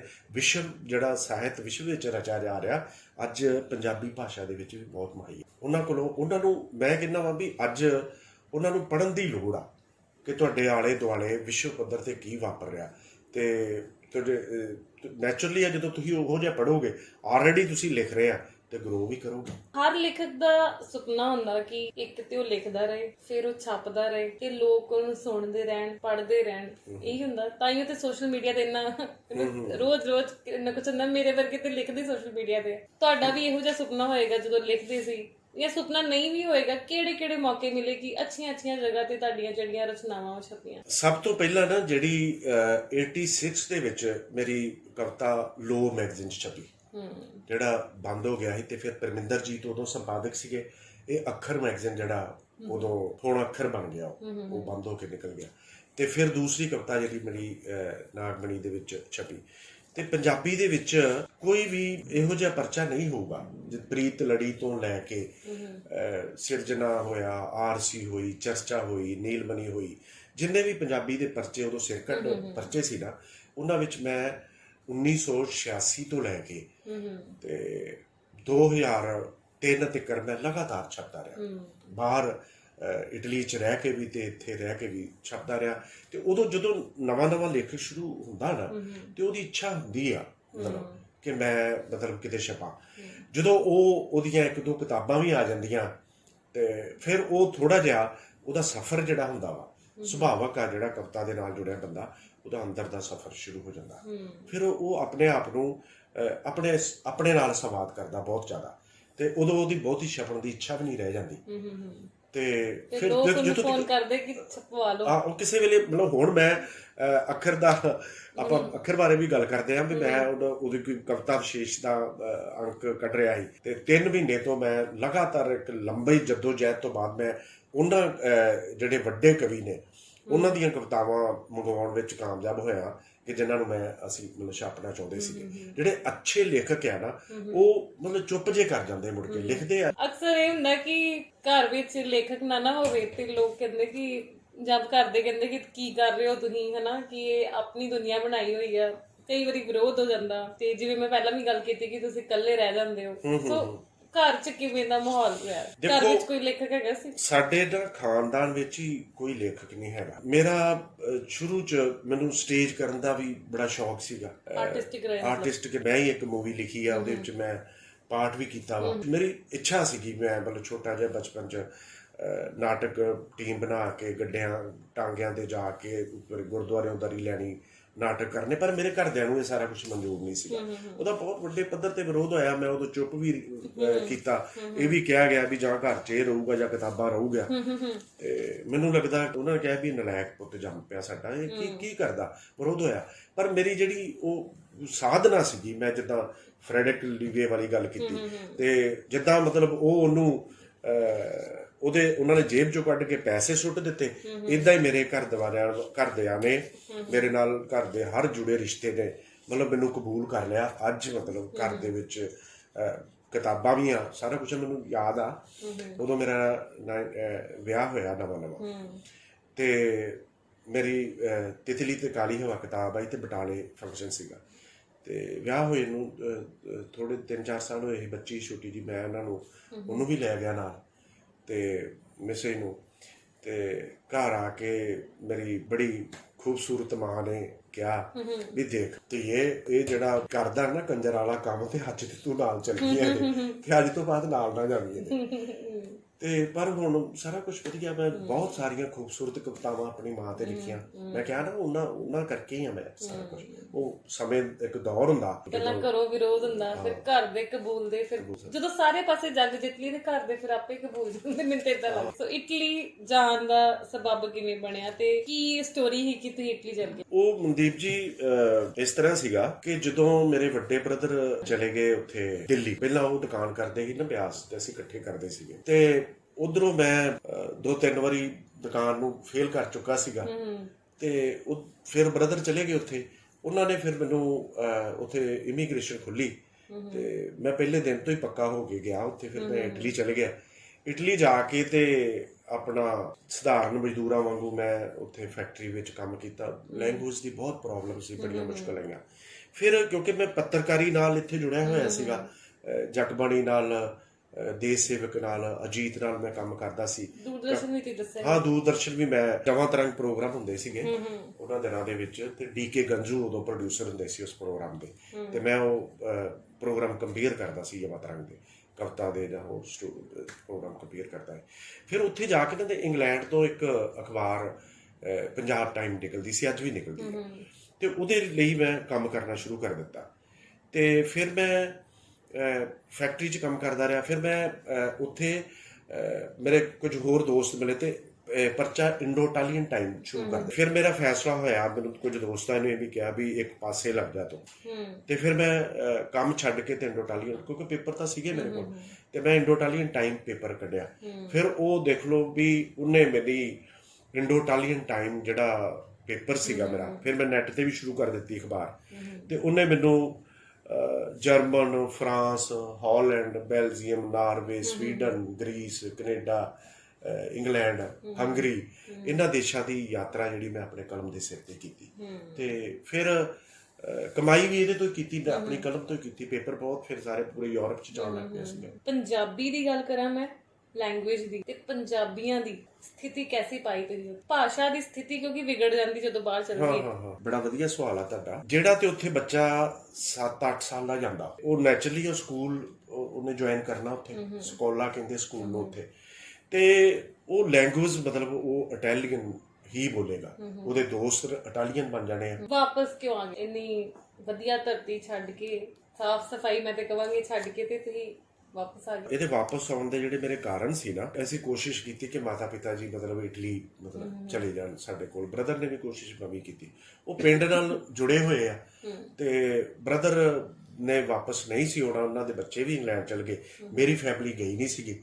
ਬੇਟਾ ਆਪਣਾ ਕ੍ਰਿਕਟ 'ਚ ਰੁੱਝਿਆ ਰਿਹਾ, ਬੇਟੀ ਐਮਕਾਮ ਕਰਕੇ ਵਿਆਹ ਦਿੱਤਾ ਉਹਨਾਂ ਨੂੰ, ਮੈਂ ਆ ਕੇ ਵਿਆਹ ਕਰ ਗਿਆ। ਫਿਰ ਮੈਂ ਉਹਨਾਂ ਨੂੰ ਮੇਰੀ ਲੋੜ ਸੀਗੀ, ਤੇ ਮੈਨੂੰ ਵੀ ਲੱਗਦਾ ਸੀਗਾ ਵੀ ਮਤਲਬ ਮੇਰੀ ਮਿੱਟੀ ਮੈਨੂੰ ਬੁਲਾ ਰਹੀ ਆ, ਬੜਾ ਸੰਤਾਪ ਹੰਢਾ ਰਿਹਾ ਪ੍ਰਦੇਸ਼ ਦੇ ਵਿੱਚ, ਤੇ ਵਾਪਸ ਜਾਣਾ ਚਾਹੀਦਾ। ਦਿਲੋਂ ਵਾਪਸ ਆਏ ਜੇ ਕਿ ਪੇਰੈਂਟਸ ਕਰਕੇ? ਆਪਣੇ ਪੇਰੈਂਟਸ ਕਰਕੇ ਵਾਪਸ ਆਇਆ। ਤੇ ਕਿਤੇ ਕਿਤੇ ਨਾ ਮੈਂ ਵੀ ਥੱਕ ਗਿਆ, ਘੁੰਮ ਕੇ ਬਹਿ ਕੇ ਵੀ ਹੁਣ ਵਾਪਸ ਆਪਣੇ ਲੋਕਾਂ ਕੋਲ ਚੱਲੀਏ, ਉਹੀ ਪਿੰਡ 'ਚ ਜਾਵਾਂ ਮੈਂ, ਬਾਕੀ ਦੀ ਜ਼ਿੰਦਗੀ ਜਿਹੜੀ ਗੁਜ਼ਾਰੀਏ। ਇੱਕ ਹੋਰ ਸੋਹਣੇ ਸਫ਼ਰ ਦੀ ਗੱਲ ਕਰਦੇ ਹਾਂ, ਸੋਹਣੀ ਸ਼ੁਰੂਆਤ ਜਿਹੜੀ ਇੱਥੇ ਆ ਕੇ ਇਹਨਾਂ ਨੇ ਵਧੀਆ ਤਰੀਕੇ ਨਾਲ ਕੀਤੀ ਕਿ ਅੱਖਰ ਤੋਂ ਮੈਂ ਇਹਨਾਂ ਨੂੰ ਮਿਲੀ। ਅੱਖਰ ਮੈਗਜ਼ੀਨ ਜਿਹੜਾ ਉਹ ਛਾਪਦਾ, ਵਿਸ਼ਾਲ ਜੀ ਉਹਦੇ ਮੁੱਖ ਸੰਪਾਦਕ ਨੇ। ਬਹੁਤ ਹੀ ਵਧੀਆ ਆਪਣੀ ਪੂਰੀ ਮਿਹਨਤ ਨਾਲ ਜਿਹੜਾ ਵਧੀਆ ਲੇਖਕਾਂ ਨੂੰ ਜੋੜ ਕੇ, ਵਧੀਆ ਲਿਖਤਾਂ ਨੂੰ ਜੋੜ ਕੇ ਜਿਹੜਾ ਅੱਖਰ ਮੈਗਜ਼ੀਨ ਨੇ ਕੱਢਦੇ ਨੇ। ਦੇਸ਼ ਵਿਦੇਸ਼ ਵਿੱਚ ਜਿਹੜਾ ਅੱਖਰ ਮੈਗਜ਼ੀਨ ਪੜ੍ਹਿਆ ਜਾਂਦਾ ਹੈ।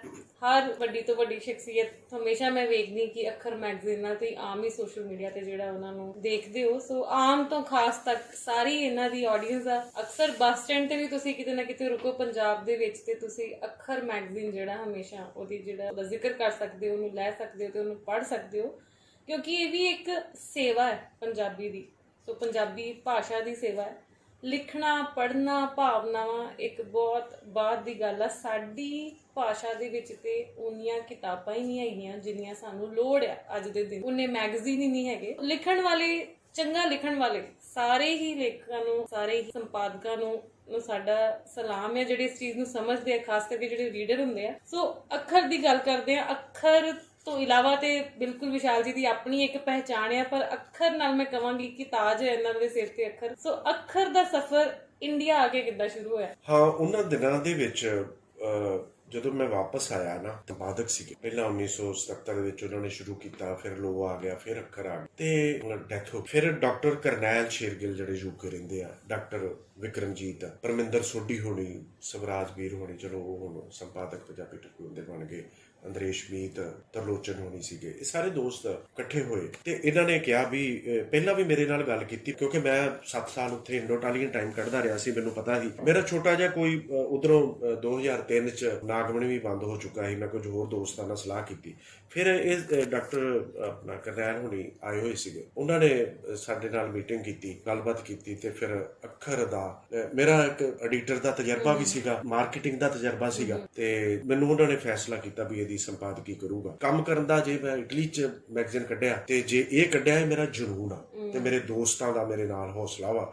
ਤੇ ਅੱਜ ਅੱਖਰ ਜਿਹੜਾ ਬਹੁਤਾ ਕਹਿਣ ਦੀ ਲੋੜ ਨਹੀਂ ਆ, ਤੁਸੀਂ ਵੀ ਮੈਨੂੰ ਅੱਖਰ ਰਾਹੀਂ ਮਿਲੇ ਨਾ, ਤੇ ਬਹੁਤ ਸਾਰੇ ਦੋਸਤ ਹੁਣ ਕੈਨੇਡਾ, ਅਮਰੀਕਾ, ਇੰਗਲੈਂਡ, ਆਸਟ੍ਰੇਲੀਆ ਸਾਰੇ ਮਿਲ ਰਹੇ ਆ, ਪਾਠਕ ਬਣ ਰਹੇ, ਪੰਜਾਬ ਦੇ ਹਰ ਬੁੱਕ ਸਟਾਲ ਤੇ ਵਿਕਦਾ।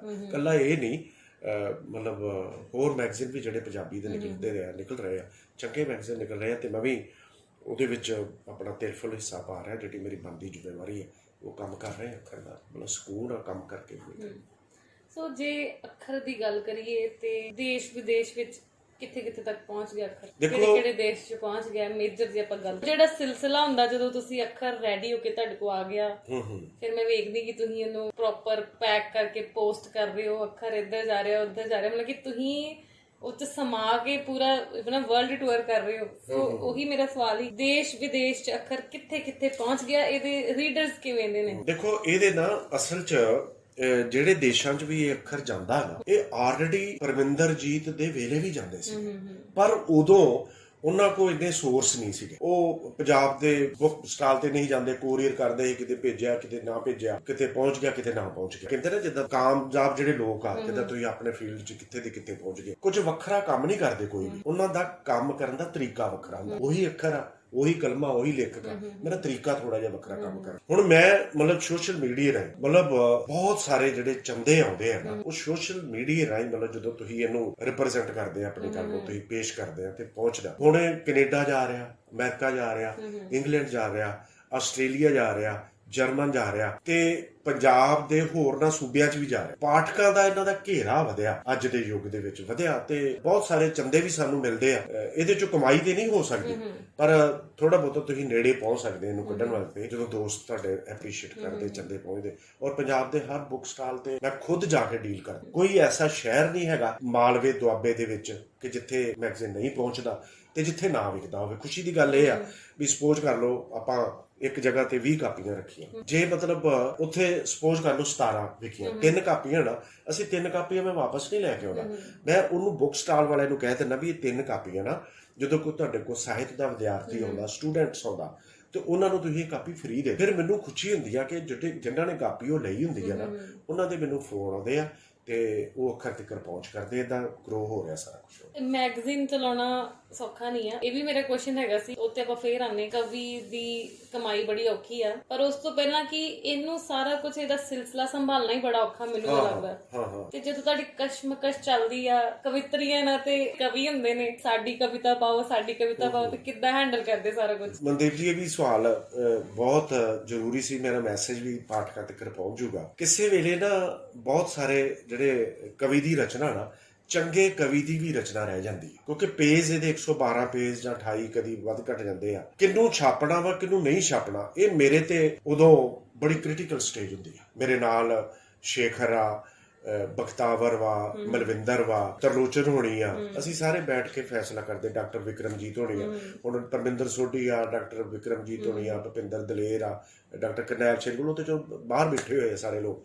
ਹੁਣ ਫਿਰ ਸੰਪਾਦਕ ਦੀ ਜ਼ਿੰਮੇਵਾਰੀ ਆ ਜਾਂਦੀ ਆ ਵੀ ਜੇ ਉਹਦੇ 'ਚ ਕੋਈ ਚੰਗਾ ਛਪ ਗਿਆ ਤਾਂ ਵੀ ਸੰਪਾਦਕ ਦੀ ਜ਼ਿੰਮੇਵਾਰੀ ਆ, ਜੇ ਉਹ ਨਹੀਂ ਛਪਿਆ, ਮਾੜਾ ਛਪ ਗਿਆ, ਤਾਂ ਵੀ ਸੰਪਾਦਕ ਦੀ ਜ਼ਿੰਮੇਵਾਰੀ। ਹੁਣ ਸਾਡੀ ਟੀਮ ਕਿਸੇ ਵੇਲੇ ਫੈਸਲਾ ਕਰਦੀ ਹੈ ਵੀ ਚੱਲ 1-2 ਪੇਜ ਜਿਹੜੇ ਆ ਨਾ, ਜਿਹੜੇ ਸਿਖਾਂਦਰੂ ਆ, ਮਤਲਬ ਇਹਨਾਂ ਦੀਆਂ ਵੀ ਹੁਣ ਸਾਨੂੰ ਵੀ ਤੇ ਕਿਸੇ ਨੇ ਛਾਪਿਆ ਸੀ ਨਾ, ਤੇ ਉਹ ਕਿਤੇ ਕਿਤੇ ਮਤਲਬ ਸੈਕਰੀਫਾਈਸ ਕਰਨਾ ਪੈਂਦਾ, ਸਮਝੌਤਾ ਕਰ ਲੈਂਦੇ ਆ ਟਰਨ ਬਾਈ ਟਰਨ। ਜੇ ਐਰਕੀ ਨਹੀਂ ਲੱਗੀ ਮਤਲਬ ਕਿਸੇ ਕਵੀ, ਚੰਗੀ ਕਵਿਤਾ, ਚੰਗੇ ਕਵੀ ਵੱਡਾ ਨਾਮ, ਤੇ ਉਹਨੂੰ ਅਗਲੀ ਵਾਰੀ ਆਪਾਂ ਲਾ ਦਿੰਦੇ, ਉਹਦੇ ਤੋਂ ਅਗਲੇ ਉਹ ਫਾਈਲ ਵਿੱਚ ਆਪਾਂ ਰੱਖ ਲੈਂਦੇ।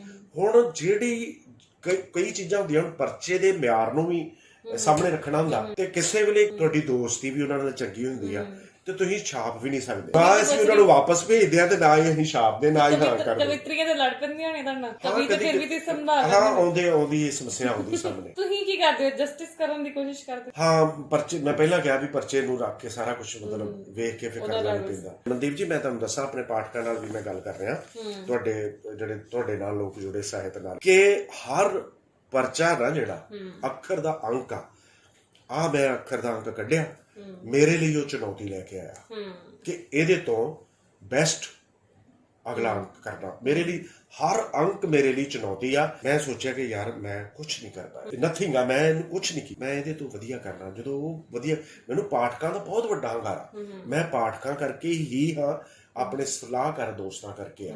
ਮੈਂ ਸਾਰਿਆਂ ਕੋਲ ਪੁੱਛ ਕੇ ਚੱਲਦਾ, ਬੜਾ ਵਧੀਆ ਅੱਖਰ ਨਿਕਲ ਰਿਹਾ। ਤੇ ਜੇ ਮਤਲਬ ਜਿੰਨੀ ਦੇਰ ਸਾਡੇ ਪਾਠਕ ਆ, ਜਿੰਨੀ ਦੇਰ ਹੁੰਗਾਰਾ ਵਾ, ਉਨੀ ਦੇਰ ਹੀ ਮੇਰੀ ਬਾਤ ਆ। ਕਹਿੰਦੇ 20 ਕਿਤਾਬਾਂ ਲਿਖ ਕੇ ਵੀ ਕੋਈ ਉਹਨੂੰ ਲੇਖਕ ਨਹੀਂ ਮੰਨਦਾ, ਤੇ ਕੋਈ ਇੱਕੋ ਪੋਇਮ ਲਿਖਦਾ ਤੇ ਲੇਖਕ ਮੰਨ ਲੈਂਦਾ। ਇਹ ਦੇਖੋ ਉਹੀ ਰਚਨਾ ਦੇ ਮਿਆਰ ਦੀ ਗੱਲ, ਬਹੁਤ ਸਾਰੇ ਵਿਦੇਸ਼ਾਂ ਵਿੱਚ ਬੈਠੇ ਆ ਲੋਕ, ਠੀਕ ਆ, ਪ੍ਰਕਾਸ਼ਕ ਵੀ ਉਹਨਾਂ ਤੋਂ, ਜਿੰਨਾ ਪ੍ਰਕਾਸ਼ਕਾਂ ਦਾ ਮੈਂ ਬਿਨਾਂ ਨਾਂ ਲਿਆ ਬੋਲ ਰਿਹਾ ਉਹਨਾਂ ਨੂੰ ਪਤਾ ਵਾ, ਤੇ ਉਹ ਸੁਣ ਵੀ ਰਹੇ ਤੇ ਸਾਰੇ ਪਾਠਕਾਂ ਨੂੰ ਵੀ ਪਤਾ ਮੈਂ ਕਿਹਦੀ ਗੱਲ ਕਰ ਰਿਹਾ। ਉਹ ਵਿਦੇਸ਼ਾਂ 'ਚ ਜਾਂਦੇ ਆ, ਕਿੰਨੇ ਡਾਲਰ, $500, $1000, ਉਹਨਾਂ ਨੂੰ ਕੋਈ ਪਰਵਾਹ ਨਹੀਂ ਹੈਗੀ। ਉਹਨਾਂ ਦੀ ਕਿਤਾਬ ਛਪਣੀ ਚਾਹੀਦੀ, ਧੜਾ ਧੜ ਕਿਤਾਬਾਂ ਆ ਰਹੀਆਂ। ਉਹ ਅਸੀਂ ਕਿਸੇ ਦਾ ਨਾਂ ਨਹੀਂ ਛਪਿਆ ਹੁੰਦਾ, ਵੇਖਿਆ ਹੁੰਦਾ, ਸੁਣਿਆ ਨਹੀਂ ਹੁੰਦਾ, ਉਹਦੀਆਂ 20 ਕਿਤਾਬਾਂ ਛਪੀਆਂ ਪਈਆਂ, ਉਹਦੀਆਂ 25 ਕਿਤਾਬਾਂ ਛਪੀਆਂ ਪਈਆਂ। ਉਹ ਆਪਣੀ ਹਉਮੈ ਨੂੰ ਪੱਠੇ ਹੀ ਪੈ ਰਿਹਾ। ਪ੍ਰਕਾਸ਼ਕ ਜਿਹੜਾ ਉਹ ਪੈਸੇ ਕਮਾ ਰਿਹਾ, ਸ਼ੋਸ਼ਣ ਕਰ ਰਹੇ, ਕਵਿਤਾ ਨੂੰ ਕਿਤੇ ਡੇਗ ਰਹੇ ਆ। ਸਾਡੇ ਪ੍ਰਕਾਸ਼ਕਾਂ ਦਾ ਅੱਜ ਕਹਿੰਦੇ ਨਾ ਪੰਜਾਬੀ ਦੇ ਵਿੱਚ ਕਵਿਤਾ ਦੇ ਪਾਠਕ ਘੱਟ ਆ, ਉਹਦੇ ਚ ਕਸੂਰਵਾਰ ਅਸੀਂ। ਪਾਠਕ ਨੂੰ ਚਾਹੀਦਾ ਚੰਗਾ ਕੁਛ, ਪਾਠਕ ਕਵਿਤਾ ਨਾਲੋਂ ਟੁੱਟੇਗਾ। ਇਹ ਨਹੀਂ ਹੈ ਕਿਤਾਬਾਂ ਨਹੀਂ ਵਿਕਦੀਆਂ। ਹੁਣ ਕਿਸੇ ਇਸ ਸਥਿਤੀ ਵਿੱਚ ਆ ਜਾਂਦੀ ਕਿਤੇ ਕਿ ਜਿਹੜਾ ਪਾਠਕ ਹੈ ਨਾ, ਉਹ ਵਿਦੇਸ਼ੀ ਭਾਸ਼ਾਵਾਂ ਜਾਂ ਭਾਰਤੀ ਭਾਸ਼ਾਵਾਂ ਦਾ ਅਨੁਵਾਦ ਪੜ੍ਹਨਾ ਪਸੰਦ ਕਰੇਗਾ, ਪੰਜਾਬੀ ਕਵਿਤਾ ਪੜ੍ਹਨੀ ਨਹੀਂ ਪਸੰਦ ਕਰੂਗਾ। ਉਹਦੇ ਕਸੂਰਵਾਰ ਸਾਡੇ ਲੇਖਕ। ਹੁਣ ਇੱਥੇ ਜੇ ਕੋਈ ਸਪੋਜ਼ ਕਰ ਲਓ ਚੰਗੀ ਨੌਕਰੀ ਕਰ ਲਿਆ, ਲੱਖ 1.5 ਲੱਖ ਰੁਪਏ ਉਹਦੀ ਤਨਖਾਹ ਵਾ, ਜੋ ਕੂੜ ਕੁਆੜ ਉਹਨੇ ਲਿਖਿਆ ਤੇ ਉਹ ਕਹੇਗਾ ਵੀ ਕਿਤਾਬ ਹੋਣੀ ਚਾਹੀਦੀ। ਪ੍ਰਕਾਸ਼ ਉਹਨੇ ਦੁਕਾਨ ਚਲਾਉਣੀ, ਕਿਤਾਬ ਛਾਪੀ, ਬਸ। ਮੈਂ ਬਹੁਤ ਸਾਰੀਆਂ ਮੇਰੇ ਕੋਲ ਉਦਾਹਰਨਾਂ ਕਿ ਹੁੰਦਾ ਕੀ ਹੈ। ਇਹਦੇ ਚੋਂ ਫਿਰ ਮੇਰੇ ਕੋਲ ਸਵਾਲ ਆ ਗਿਆ, ਹੁਣ ਮੈਂ ਕਵਿਤਾ ਲਿਖੀ ਆ, ਉਹਦਾ ਫਿਰ ਮਿਆਰ ਕੌਣ ਤੈਅ ਕਰੇ? ਮੈਂ ਤੇ ਹੁਣ ਕਈ ਵਾਰੀ ਸਮਝੋ ਕਿ ਮੈਂ ਖੁਦ ਵੀ ਲਿਖਾਂ, ਹਾਲਾਂਕਿ ਮੈਂ ਕਦੀ ਪਬਲਿਸ਼ ਨਹੀਂ ਕੀਤੀ, ਪਰ ਮੈਨੂੰ ਕਈ ਵਾਰੀ ਆਪਣੀ ਕਵਿਤਾ ਇੰਨੀ ਵਧੀਆ ਲੱਗੇਗੀ, ਕਈ ਵਾਰੀ ਨਹੀਂ ਲੱਗਦੀ, ਕਈ ਵਾਰੀ ਇੰਨੀ ਲੱਗੇਗੀ ਕਿ ਆਪ ਹੀ ਬਾਰ-ਬਾਰ ਪੜ੍ਹੀ ਜਾਂਦੇ ਹਨ।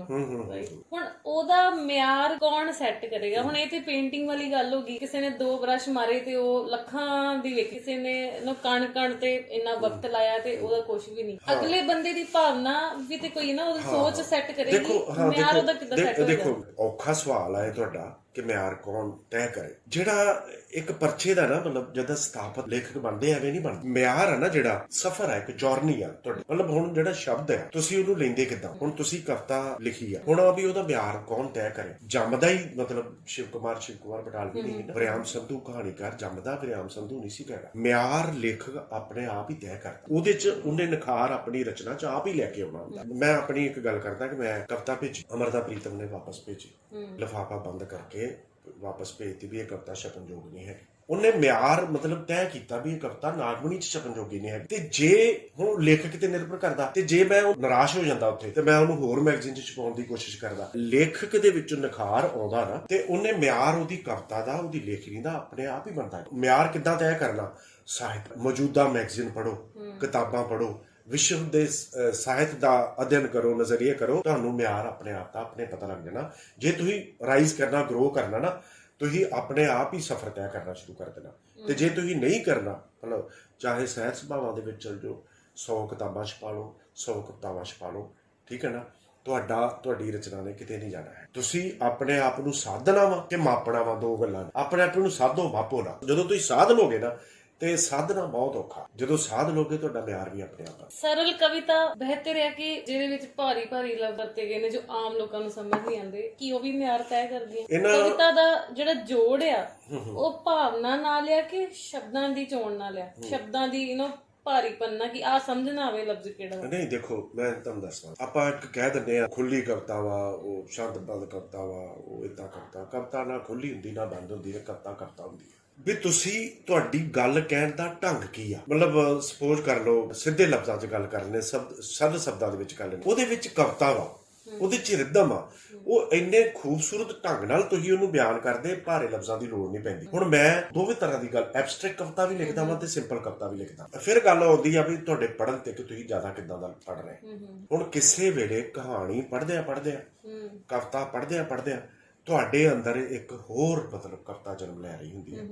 ਸ਼ਬਦ ਤੁਹਾਡੇ ਅੰਦਰ ਖੇਡ ਰਹੇ ਹੁੰਦੇ ਆ, ਸ਼ਬਦ ਤੁਹਾਡੀਆਂ ਉਂਗਲਾਂ ਤੇ ਆ ਕੇ ਨੱਚਦੇ ਆ ਤੇ ਤੁਸੀਂ ਕਵਿਤਾ ਲਿਖਦੇ। ਜਿੱਥੋਂ ਤੱਕ ਗੱਲ ਆ ਸਰਲ ਕਵਿਤਾ ਦੀ ਤੇ ਔਖੀ ਦੀ ਕਵਿਤਾ, ਮੈਂ ਉਹੀ ਗੱਲ ਕਰ ਰਿਹਾ ਕਿ ਕਵਿਤਾ ਦੋ ਤਰ੍ਹਾਂ ਦੀ ਆ। ਇੱਕ ਤਾਂ ਹੈਗੀ ਆ ਐਬਸਟ੍ਰੈਕਟ ਕਵਿਤਾ ਲਿਖੀ ਜਾ ਰਹੀ ਆ, ਠੀਕ ਹੈ ਨਾ, ਉਹ ਆਮ ਪਾਠਕ ਜਿਹੜਾ ਨਾ ਉਹਦੀ ਪਹੁੰਚ ਤੋਂ ਦੂਰ ਹੋ ਜਾਂਦੀ ਆ, ਪਰ ਉਹਨੂੰ ਤੁਸੀਂ ਪੜ੍ਹਦੇ ਰਹੋ, ਉਹੋ ਜਿਹਾ ਸਾਹਿਤ ਪੜ੍ਹਦੇ ਰਹੋ ਤੇ ਨੈਚੁਰਲੀ ਉਹ ਬੜੇ ਫਲੋ ਦੇ ਵਿੱਚ ਉਹੀ ਲਫ਼ਜ਼ ਤੇ ਤੁਹਾਨੂੰ ਬੜੇ ਸਿੰਪਲ ਹੋ ਕੇ ਤੁਹਾਨੂੰ ਆਪਣੇ ਕੋਲ ਬੁਲਾਉਣਗੇ ਤੇ ਤੁਸੀਂ ਉਸ ਕਵਿਤਾ ਨੂੰ ਵੀ ਇੰਜੋਏ ਕਰੋਗੇ। ਲੇਖਕ ਦੇ ਕਵਿਤਾ ਨਾਲ ਜਸਟਿਸ ਕਰਨ ਲਈ ਜਾਂ ਸਾਹਿਤ ਨਾਲ ਜਾਂ ਆਪਣੀ ਪੰਜਾਬੀ ਭਾਸ਼ਾ ਨਾਲ ਨਿਆਂ ਕਰਨ ਲਈ ਤੁਹਾਨੂੰ ਕੀ ਲੱਗਦਾ ਕੀ ਫਰਜ਼ ਨੇ ਉਹਦੇ, ਆਪਣੇ ਕੀ ਫਰਜ਼ ਨੇ? ਕਵੀ ਦੇ ਦੇਖੋ ਜਿਹੜਾ ਭਾਸ਼ਾ ਦਾ ਤੇ ਜਿਹੜੀਆਂ ਸਾਡੀਆਂ ਜੋ ਸਾਡੇ ਸਮਾਜ ਦੇ ਨਾਲ ਜੁੜਿਆ ਹੋਇਆ, ਜਿਹੜਾ ਕਵੀ ਦੇ ਫਰਜ਼ ਦੀ ਗੱਲ ਕਰਾਂ, ਜਿੰਨੀ ਦੇਰ ਜਿਹੜਾ ਕਵੀ ਹੈ ਨਾ ਲੋਕ ਜਨ ਦੇ ਨਾਲ ਜੁੜਿਆ ਨਹੀਂ ਹੈਗਾ, ਉਹ ਫਿਰ ਉਹੀ ਗੱਲ ਆ ਵੀ ਜਿਹੜੇ ਭਾਰੇ ਸ਼ਬਦ ਰਹਿ ਕੇ ਫਿਰ ਉਹਨਾਂ ਕਵੀਆਂ ਦਾ ਇੱਕ ਦਾਇਰਾ ਬਣ। ਸਮਾਜ ਦੇ ਵਿੱਚ ਤੁਸੀਂ ਰਹਿ ਕੇ ਸਮਾਜ ਦੀਆਂ ਸਮੱਸਿਆਵਾਂ ਆਪਣੀ ਲੇਖਣੀ ਰਾਹੀਂ ਉਹ ਪੇਸ਼ ਕਰਨੀਆਂ ਹੁੰਦੀਆਂ, ਇਹ ਕਵੀ ਦਾ ਮਤਲਬ ਜ਼ਿੰਮੇਵਾਰੀ ਵੀ ਬਣਦੀ। ਅੱਜ ਜਦੋਂ ਹੁਣ ਕਿਸਾਨ ਮੋਰਚਾ ਹੋਇਆ ਸ਼ੁਰੂ, ਬਹੁਤ ਸਾਰੇ ਲੇਖਕ ਆ ਜਿਹੜੇ ਮਤਲਬ 90%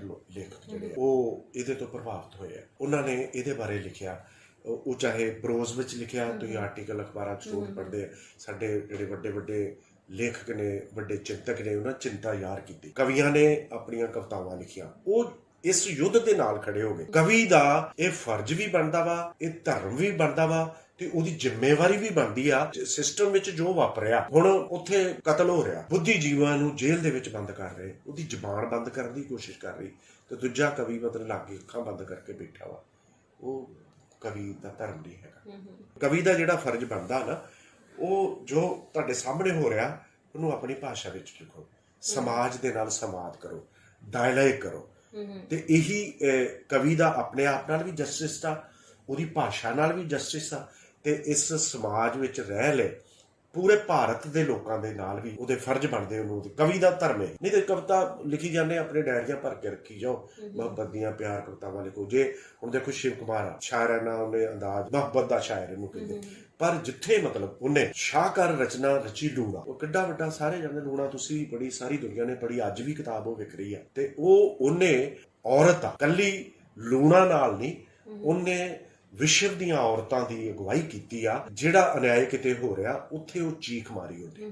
ਕਵੀ ਤੇ ਕਵਿਤਾ ਦਾ ਇਹੀ ਫਰਜ਼ ਵੀ ਬਣਦਾ। ਆਪਣੀ ਕੋਈ ਕਵਿਤਾ ਸੁਣਾ ਦਿਓ, ਆਪਣੀ ਰਚਨਾ ਤੇ, ਜਿਹੜੀ ਕਿ ਬੜੀ ਕੀਮਤੀ ਆ ਪਰ ਇਹ ਸ਼ੋਅ ਤੇ ਬਣਦੀ। ਮੈਂ ਕੁਝ ਕਿਤਾਬਾਂ ਨਾਲ ਵੀ ਲੈ ਕੇ ਆਇਆ ਸੀਗਾ ਤੇ ਮੈਂ ਉਹਨਾਂ ਚੋਂ ਇੱਕ ਕਵਿਤਾ ਤੁਹਾਡੇ ਨਾਲ, ਆਪਣੇ ਪਾਠਕਾਂ ਨਾਲ, ਤੁਹਾਡੇ ਦਰਸ਼ਕਾਂ ਨਾਲ ਸਾਂਝੀ ਕਰਦਾ। ਨਜ਼ਮ ਹੈ ਧੀਆਂ ਨੂੰ ਹੱਸਣ ਦਿਓ, ਨਾ ਰੋਕੋ ਇਹਨਾਂ ਨੂੰ, ਰੱਜ ਕੇ ਹੱਸ ਲੈਣ ਦਿਓ।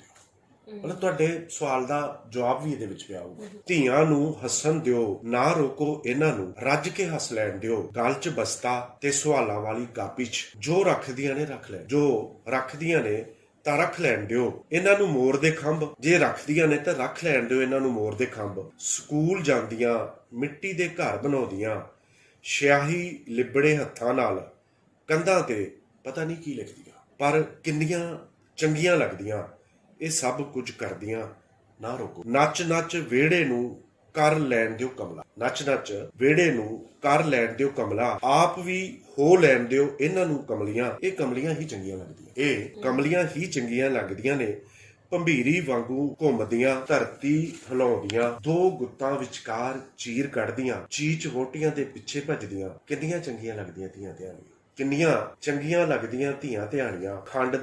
ਖੰਡ ਦੇ ਖਿਡੌਣੇ ਖਾਣ ਜਿੱਦ ਕਰਦੀਆਂ, ਫਰਾਕ ਰੰਗੇ ਰਿਬਨ ਮੰਗਦੀਆਂ, ਆਪਣੀਆਂ ਛੋਟੀਆਂ ਬਾਹਾਂ ਨਾਲ ਕਲਾਵੇ 'ਚ ਭਰਦੀਆਂ ਮਾਂ ਨੂੰ, ਬਾਪ ਦੇ ਹੱਥ ਤੇ ਦੰਦੀ ਵੰਡਦੀਆਂ ਹੱਸਦੀਆਂ, ਆਪਣੇ ਛੋਟੇ ਹੱਥਾਂ ਨਾਲ ਬਾਪ ਦੀ ਪੱਗ ਦਾ ਲੜ ਠੀਕ ਕਰਦਿਆਂ ਵੱਡੀਆਂ ਹੋ ਜਾਂਦੀਆਂ ਧੀਆਂ ਤੇ ਫਿਰ ਕਿੰਨੇ ਰਿਸ਼ਤੇ ਬਣ ਜਾਂਦੀਆਂ, ਗੁੱਡੀਆਂ ਪਟੋਲੇ ਸਾਂਭ ਕੇ ਰੱਖ ਦਿੰਦੀਆਂ ਮਾਵਾਂ ਡੁੱਬ ਜਾਂਦੀਆਂ ਫਿਕਰ 'ਚ, ਮਾਵਾਂ ਡੁੱਬ ਜਾਂਦੀਆਂ ਫਿਕਰਾਂ 'ਚ ਨਾਲ ਡੁੱਬਦੀਆਂ ਧੀਆਂ ਵੀ ਵੱਡੇ ਪੈਰਾਂ ਨੂੰ ਵਿਹੜਾ ਹੋਇਆ ਛੋਟਾ, ਵੱਡੇ ਪੈਰਾਂ ਨੂੰ ਵਿਹੜਾ ਹੋਇਆ ਛੋਟਾ, ਧਰਤੀ ਘੁਮਾਉਣ ਵਾਲੀ ਦੁਆਲੇ ਘਰ ਚੱਕਰ ਕੱਟਦਾ, ਧਰਤੀ ਘੁਮਾਉਣ ਵਾਲੀ ਦੁਆਲੇ ਘਰ ਚੱਕਰ ਕੱਟਦਾ, ਸਿਰ ਤੇ ਚੁੰਨੀ ਰੱਖ ਕਿੰਨਾ ਕੁਝ ਹੋਰ ਕਹਿੰਦੀ ਮਾਂ, ਸਿਰ ਤੇ ਚੁੰਨੀ ਰੱਖ ਕਿੰਨਾ ਕੁਝ ਹੋਰ ਕਹਿੰਦੀ ਮਾਂ, ਧੀਆਂ ਦੇ ਛੋਟੇ ਹੋਏ ਕੱਪੜੇ ਸੰਦੂਕ 'ਚ ਰੱਖ ਦਿੰਦੀ ਮਾਂ, ਧੀਆਂ ਦੇ ਛੋਟੇ ਹੋਏ ਕੱਪੜੇ ਸੰਦੂਕ 'ਚ ਰੱਖ ਦਿੰਦੀ ਮਾਂ, ਧੀਆਂ ਅੰਦਰ ਵੀ ਧੜਕਦਾ ਕੁਛ, ਸੂਟ ਨਾਲ ਮਲਾਉਂਦੀਆਂ ਚੂੜੀਆਂ ਦੇ ਰੰਗ, ਉਸ ਦੀ ਮਾਂਗ ਵਿੱਚ ਭਰ ਦਿੱਤੀ ਜਾਂਦੀ ਮਰਿਆਦਾ, ਬਦਲ ਜਾਂਦੇ ਉਸ ਲਈ ਘਰ ਦੇ ਅਰਥ, ਬਦਲ ਜਾਂਦੇ ਰਿਸ਼ਤੇ। ਇਹ ਨਿੱਕੀਆਂ ਹੀ ਚੰਗੀਆਂ ਲੱਗਦੀਆਂ, ਇਹਨਾਂ ਨੂੰ ਕਰ ਲੈਣ ਦਿਓ ਪੂਰੇ ਚਾਅ, ਹੱਸ ਲੈਣ ਦਿਓ ਜਿੰਨਾ ਹੱਸਦੀਆਂ, ਇਹ ਕਮਲੀਆਂ ਹੀ ਚੰਗੀਆਂ ਲੱਗਦੀਆਂ ਨੇ।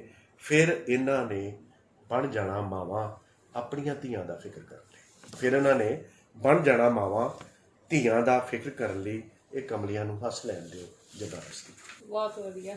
ਕਲਮ ਤੋਂ ਰੋਟੀ ਬੜੀ ਔਖੀ ਬਣਦੀ, ਤੁਹਾਡਾ ਤਜਰਬਾ ਕੀ ਰਿਹਾ? ਰੋਜ਼ੀ ਰੋਟੀ ਵਾਸਤੇ ਕੀ ਘੱਟੋ ਘੱਟ ਅੱਜ ਦੇ ਯੁੱਗ ਦੇ ਵਿੱਚ ਤਾਂ ਮਤਲਬ ਕਲਮ ਤੋਂ ਰੋਟੀ ਖਾਣੀ ਬਹੁਤ ਔਖੀ। ਕੋਈ ਵੀ ਆਰਟ ਮੈਨੂੰ ਤਾਂ ਇਦਾਂ ਲੱਗਦਾ, ਹਾਂ ਕੋਈ ਵੀ ਆਰਟ ਨਹੀਂ, ਕੋਈ ਵੀ ਆਰਟ ਮਤਲਬ ਠੀਕ ਆ। ਜਿਹੜੇ ਫੇਮਸ ਹੋ ਗਏ ਅੱਗੇ ਪਹਿਲਾਂ ਹੋ ਗਿਆ ਫਿਲਮ ਲਾਈਨ ਨਾਲ, ਸੁਖਬੀਰ ਸੀਗਾ ਬੰਬੇ, ਮਤਲਬ ਸਾਡਾ ਬੜਾ ਵੱਡਾ ਰਾਈਟਰ ਸੀਗਾ, ਅਨੁਵਾਦ ਤੋਂ ਮਤਲਬ ਅਨੁਵਾਦ ਕਰਦਾ ਸੀ, ਉਹਨੇ ਸਾਰੀ ਉਮਰ ਕੰਮ ਨਹੀਂ ਕੀਤਾ। ਹਾਂ ਮਤਲਬ ਜਿਹੜੀ ਆਰਟ ਆ, ਜਿੱਦਾਂ ਬਹੁਤਾ ਵਿਸਥਾਰ 'ਚ ਜਾਣ ਦੀ ਲੋੜ ਨਹੀਂ, ਕਲਾਕਾਰ ਆ ਫਿਲਮਾਂ 'ਚ ਕੰਮ ਕਰਦੇ ਆ, ਡਾਇਲੌਗ ਰਾਈਟਰ ਆ, ਉਹ ਇੱਕ ਵੱਖਰਾ ਪੈਟਰਨ ਹੈਗਾ, ਉਹਦੇ ਪ੍ਰੋਫੈਸ਼ਨਲ ਹੋਗਾ ਉਹਦੇ ਤੋਂ। ਜੇ ਤੁਸੀਂ ਕਹੋਗੇ ਵੀ ਕਵਿਤਾ ਲਿਖ ਕੇ ਮੈਗਜ਼ੀਨ ਕੱਢ ਕੇ ਰੋਟੀ ਖਾ ਲੋਗੇ, ਉਹਦਾ ਨਹੀਂ ਰੋਟੀ। ਹਾਂ ਮੈਂ ਵਿਦੇਸ਼ ਵਿੱਚ ਮਤਲਬ 7 ਸਾਲ ਮਤਲਬ ਜਿਹੜਾ ਕੰਮ ਕੀਤਾ ਨਾ, ਉੱਥੋਂ ਦੇ ਤੇ ਇੱਥੇ ਦੇ ਹਾਲਾਤਾਂ ਦਾ ਬਹੁਤ ਫਰਕ ਆ। ਉੱਥੋਂ ਮੈਂ ਮਤਲਬ ਰੋਟੀ ਖਾਧੀ ਆ ਕਲਮ ਤੋਂ, ਕਿੰਨੇ ਸਾਰੇ ਦੇਸ਼ਾਂ ਦੀ ਯਾਤਰਾ ਕੀਤੀ, ਤੇ ਇੱਥੇ ਹੁਣ ਵਾਪਸ ਆ ਕੇ ਅਜੇ ਵੀ ਮੈਂ ਸੰਘਰਸ਼ ਕਰ ਰਿਹਾ ਰੋਟੀ ਲਈ, ਕਰਨਾ ਹੀ ਪੈਂਦਾ। ਸਾਹਿਤ ਨੂੰ ਆਪਾਂ ਇੱਕ ਸਾਈਡ ਤੇ ਰੱਖੀਏ, ਕਵਿਤਾ ਨੂੰ ਇੱਕ ਸਾਈਡ ਤੇ ਰੱਖੀਏ, ਜੋ ਵੀ ਤੁਸੀਂ ਲਿਖਦੇ ਹੋ ਜਾਂ ਤੁਹਾਡਾ ਕਿਤਾਬਾਂ ਦਾ ਸਫ਼ਰ ਆ, ਮੈਗਜ਼ੀਨ ਦਾ ਸਫ਼ਰ ਆ, ਪਾਠਕਾਂ ਦਾ, ਲੇਖਕਾਂ ਦਾ ਸਫ਼ਰ ਆ, ਇਹ ਸਾਰਾ ਕੁਝ ਇੱਕ ਪਾਸੇ ਰੱਖੀਏ ਤੇ ਕੀ ਰਹਿ ਜਾਂਦਾ? ਹੋਰ ਕੋਈ ਸ਼ੌਂਕ ਤੁਹਾਨੂੰ ਲੱਗਦਾ ਕਿ ਤੁਹਾਨੂੰ ਕਿਹੜਾ ਸ਼ੌਂਕ ਹੈ ਜਿਹੜਾ ਨਾਰਮਲ ਹਜੇ ਪਤਾ ਨਹੀਂ ਕਿਸੇ ਨੂੰ? ਸਾਰਾ ਜਿਹੜਾ ਲਿਖਣ ਦਾ, ਪੜ੍ਹਨ ਦਾ, ਸਾਹਿਤ ਦਾ ਸਫ਼ਰ ਆ ਇੱਕ ਪਾਸੇ ਆ, ਤੇ ਮਗਰ ਕੀ ਆ? ਮਗਰ ਜਿਹੜੇ ਬਚਦੇ ਆ ਨਾ, ਉਹ ਮੇਰੇ ਚੇਬੀ ਬਚਦੇ ਆ। ਤੇ ਬੰਦਾ ਘਰ ਤੋਂ ਭੱਜਦਾ ਵਾ, ਘਰ 'ਚ ਹੀ ਜਾ ਕੇ ਵੱਜਦਾ, ਫਿਰ ਹੌਲੀ ਹੌਲੀ ਮਤਲਬ ਮੇਰਾ ਹੀ ਨਹੀਂ ਦਿਖਾਂਤ, ਬਹੁਤ ਸਾਰੇ ਘਰ ਦੀਆਂ ਨੀਹਾਂ ਹੇਠੀ ਉਹ ਬੰਦਾ ਦਫਨ ਹੋ ਜਾਂਦਾ। ਤੇ ਮੈਂ ਪਹਿਲਾਂ ਗੱਲ ਕੀਤੀ ਸੀ ਵੀ ਜੇ ਮਤਲਬ ਕਵਿਤਾ ਨਾ ਹੁੰਦੀ ਹਨਾ, ਜੇ ਮੈਂ ਆਪਣੀ ਗੱਲ ਕਿਤੇ ਬਹੁਤ ਥੋੜਾ ਹੋਣਾ ਸੀ, ਮਤਲਬ ਕਿਤਾਬਾਂ ਤੋਂ ਬਿਨਾਂ, ਲਿਖਣ ਤੋਂ ਬਿਨਾਂ, ਮਤਲਬ ਮੈਗਜ਼ੀਨ ਅੱਖਰ ਤੋਂ ਬਿਨਾਂ ਮੈਂ ਇਮੇਜਿਨ ਵੀ ਨਹੀਂ ਕਰ ਸਕਦਾ ਆਪਣੀ ਲਾਈਫ ਵੀ ਕਿੱਦਾਂ ਦੀ ਹੋਊ। ਤੇ ਹੋ ਸਕਦਾ ਜਿੱਦਾਂ ਪਿਤਾ ਜੀ ਦੁਕਾਨ ਕਰਦੇ ਸੀਗੇ, ਮੇਰੇ ਕੋਲ ਕਵਿਤਾ ਨਾਲ ਹੁੰਦੀ, ਤੇ ਹੋ ਸਕਦਾ ਮੈਂ ਵੀ ਪਿੰਡ 'ਚ ਬੈਠਾ ਹੱਟੀ ਤੇ ਚਰਨਜੀ ਨਾਲ ਹੀ ਹੁੰਦਾ ਵੱਧ ਤੋਂ ਵੱਧ ਮਤਲਬ ਹਨਾ, ਜਾਂ ਬੈਂਕ ਬੈਲੈਂਸ ਕਰ ਲੈਂਦਾ ਇਕੱਠਾ। ਪਰ ਹੁਣ ਮੇਰੀ ਆਪਣੀ ਦੁਨੀਆ ਬਣ ਚੁੱਕੀ ਆ, ਮੈਂ ਸਾਹਿਤ ਤੋਂ ਬਿਨਾਂ, ਮਤਲਬ ਕਿਤਾਬਾਂ ਤੋਂ ਬਿਨਾਂ ਮੈਂ ਇਮੇਜਿਨ ਆਪਣੀ ਲਾਈਫ ਨਹੀਂ ਕਰ ਸਕਦਾ। ਜੇ ਮੇਰੇ ਕੋਲੋਂ ਇਹ ਖੋਹ ਲਈਆਂ ਜਾਣ, ਖੋਜ ਕਰ ਲਓ ਕੋਈ ਇਦਾਂ ਦੀ ਗੱਲ ਹੋ ਜੇ, ਤੇ ਫਿਰ ਕੁਝ ਵੀ ਨਹੀਂ ਬਚਣਾ। ਮਤਲਬ ਬਹੁਤ ਨੇੜੇ ਮਰਨ ਵਰਗੀ, ਮੌਤ ਵਰਗੀ ਜ਼ਿੰਦਗੀ ਜੀਣ ਦੇ ਬਰਾਬਰ ਹੀ ਆ ਮੇਰੀ ਤਾਂ ਘੱਟੋ ਘੱਟ, ਜੇ ਮੈਂ ਆਪਣੀ ਗੱਲ ਕਰਾਂ ਤਾਂ। ਕਹਿੰਦੇ ਜਿਹੜੇ ਲੇਖਕ ਹੁੰਦੇ ਨਾ, ਆਪੇ ਸਵਾਲ ਕਰ ਲੈਂਦੇ, ਆਪੇ ਜਵਾਬ ਕਰ ਲੈਂਦੇ, ਕਿਉਂਕਿ ਇਮੇਜਿਨੇਸ਼ਨ ਬਹੁਤ ਕਰਦੇ ਨਾ। ਤੇ ਹੁਣ ਲਾਸਟ ਤੇ ਤੁਹਾਨੂੰ ਮੈਂ ਇਹੀ ਕਹਿਣਾ ਕਿ ਆਪੇ ਸਵਾਲ ਕਰੋ ਤੇ ਆਪੇ ਜਵਾਬ ਦਿਓ, ਜੋ ਤੁਹਾਨੂੰ ਲੱਗਦਾ ਕਿ ਰਹਿ ਗਿਆ। ਮੇਰਾ ਸੁਨੇਹਾ ਆ, ਮਤਲਬ ਆਪਾਂ ਕਵਿਤਾ ਬਾਰੇ ਬਹੁਤ ਗੱਲਾਂ ਕਰ ਲਈਆਂ, ਸਾਹਿਤ ਬਾਰੇ ਵੀ ਗੱਲਾਂ ਕਰ ਲਈਆਂ, ਨਿੱਜੀ ਜ਼ਿੰਦਗੀ ਬਾਰੇ, ਮੁਹੱਬਤ ਬਾਰੇ ਬਹੁਤ ਗੱਲਾਂ ਕਰ ਲਈਆਂ। ਮੇਰਾ ਇੱਕ ਆਪਣੇ ਭਾਰਤ ਵਾਸੀਆਂ ਨੂੰ, ਪੰਜਾਬ ਵਾਸੀਆਂ ਨੂੰ, ਤੇ ਜਿੱਥੇ ਵੀ ਵਿਸ਼ਵ ਦੇ ਵਿੱਚ ਪੰਜਾਬੀ ਬੈਠਾ, ਮੇਰਾ ਇੱਕ ਸੁਨੇਹਾ ਵਾ। ਅਸੀਂ ਇਸ ਵੇਲੇ ਨਾ ਬਹੁਤ ਸੰਕਟ ਭਰੇ ਸਮੇਂ ਚੋਂ ਨਿਕਲ ਰਹੇ ਹਾਂ। ਇੱਕ ਸਾਡੇ ਜਿਹੜੇ ਰਹਿਨੁਮਾ ਕਰ ਰਹੇ ਆ ਸਾਡੇ ਪੰਜਾਬ ਦੇ, ਸਾਡੇ ਦੇਸ਼ ਦੇ ਲੋਕ, ਮਤਲਬ ਇੱਕ ਉਹਨਾਂ ਦਾ ਕਰੋਪ ਆਪਾਂ ਸਹਿ ਰਹੇ ਹਾਂ।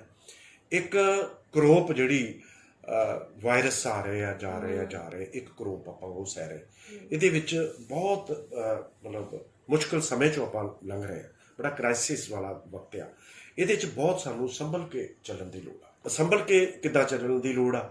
ਦੇਖੋ ਅਸੀਂ ਜ਼ਿੰਦਗੀ 'ਚੋਂ ਮਤਲਬ ਹਰਿਆਵਲ ਕੱਢ ਦਿੱਤੀ ਆ, ਰੁੱਖ ਕੱਢ ਦਿੱਤੇ ਆਪਾਂ, ਪਾਣੀਆਂ ਦੀ ਸਮੱਸਿਆ ਜਿੱਦਾਂ ਤੁਸੀਂ ਸਵੇਰੇ ਗੱਲ ਕਰ ਰਹੇ ਸੀ, ਵੀ ਇੱਕ ਵੀਡੀਓ ਵਾਇਰਲ ਹੋ ਰਹੀ, ਕਿੰਨੇ 300 ਫੁੱਟ ਤੋਂ ਵੀ ਪਾਣੀ, ਮਤਲਬ ਇਹ ਸਾਰਾ ਕੁਝ ਤਾਂ ਅਸੀਂ ਠੀਕ ਕਰ ਸਕਦੇ ਹਾਂ।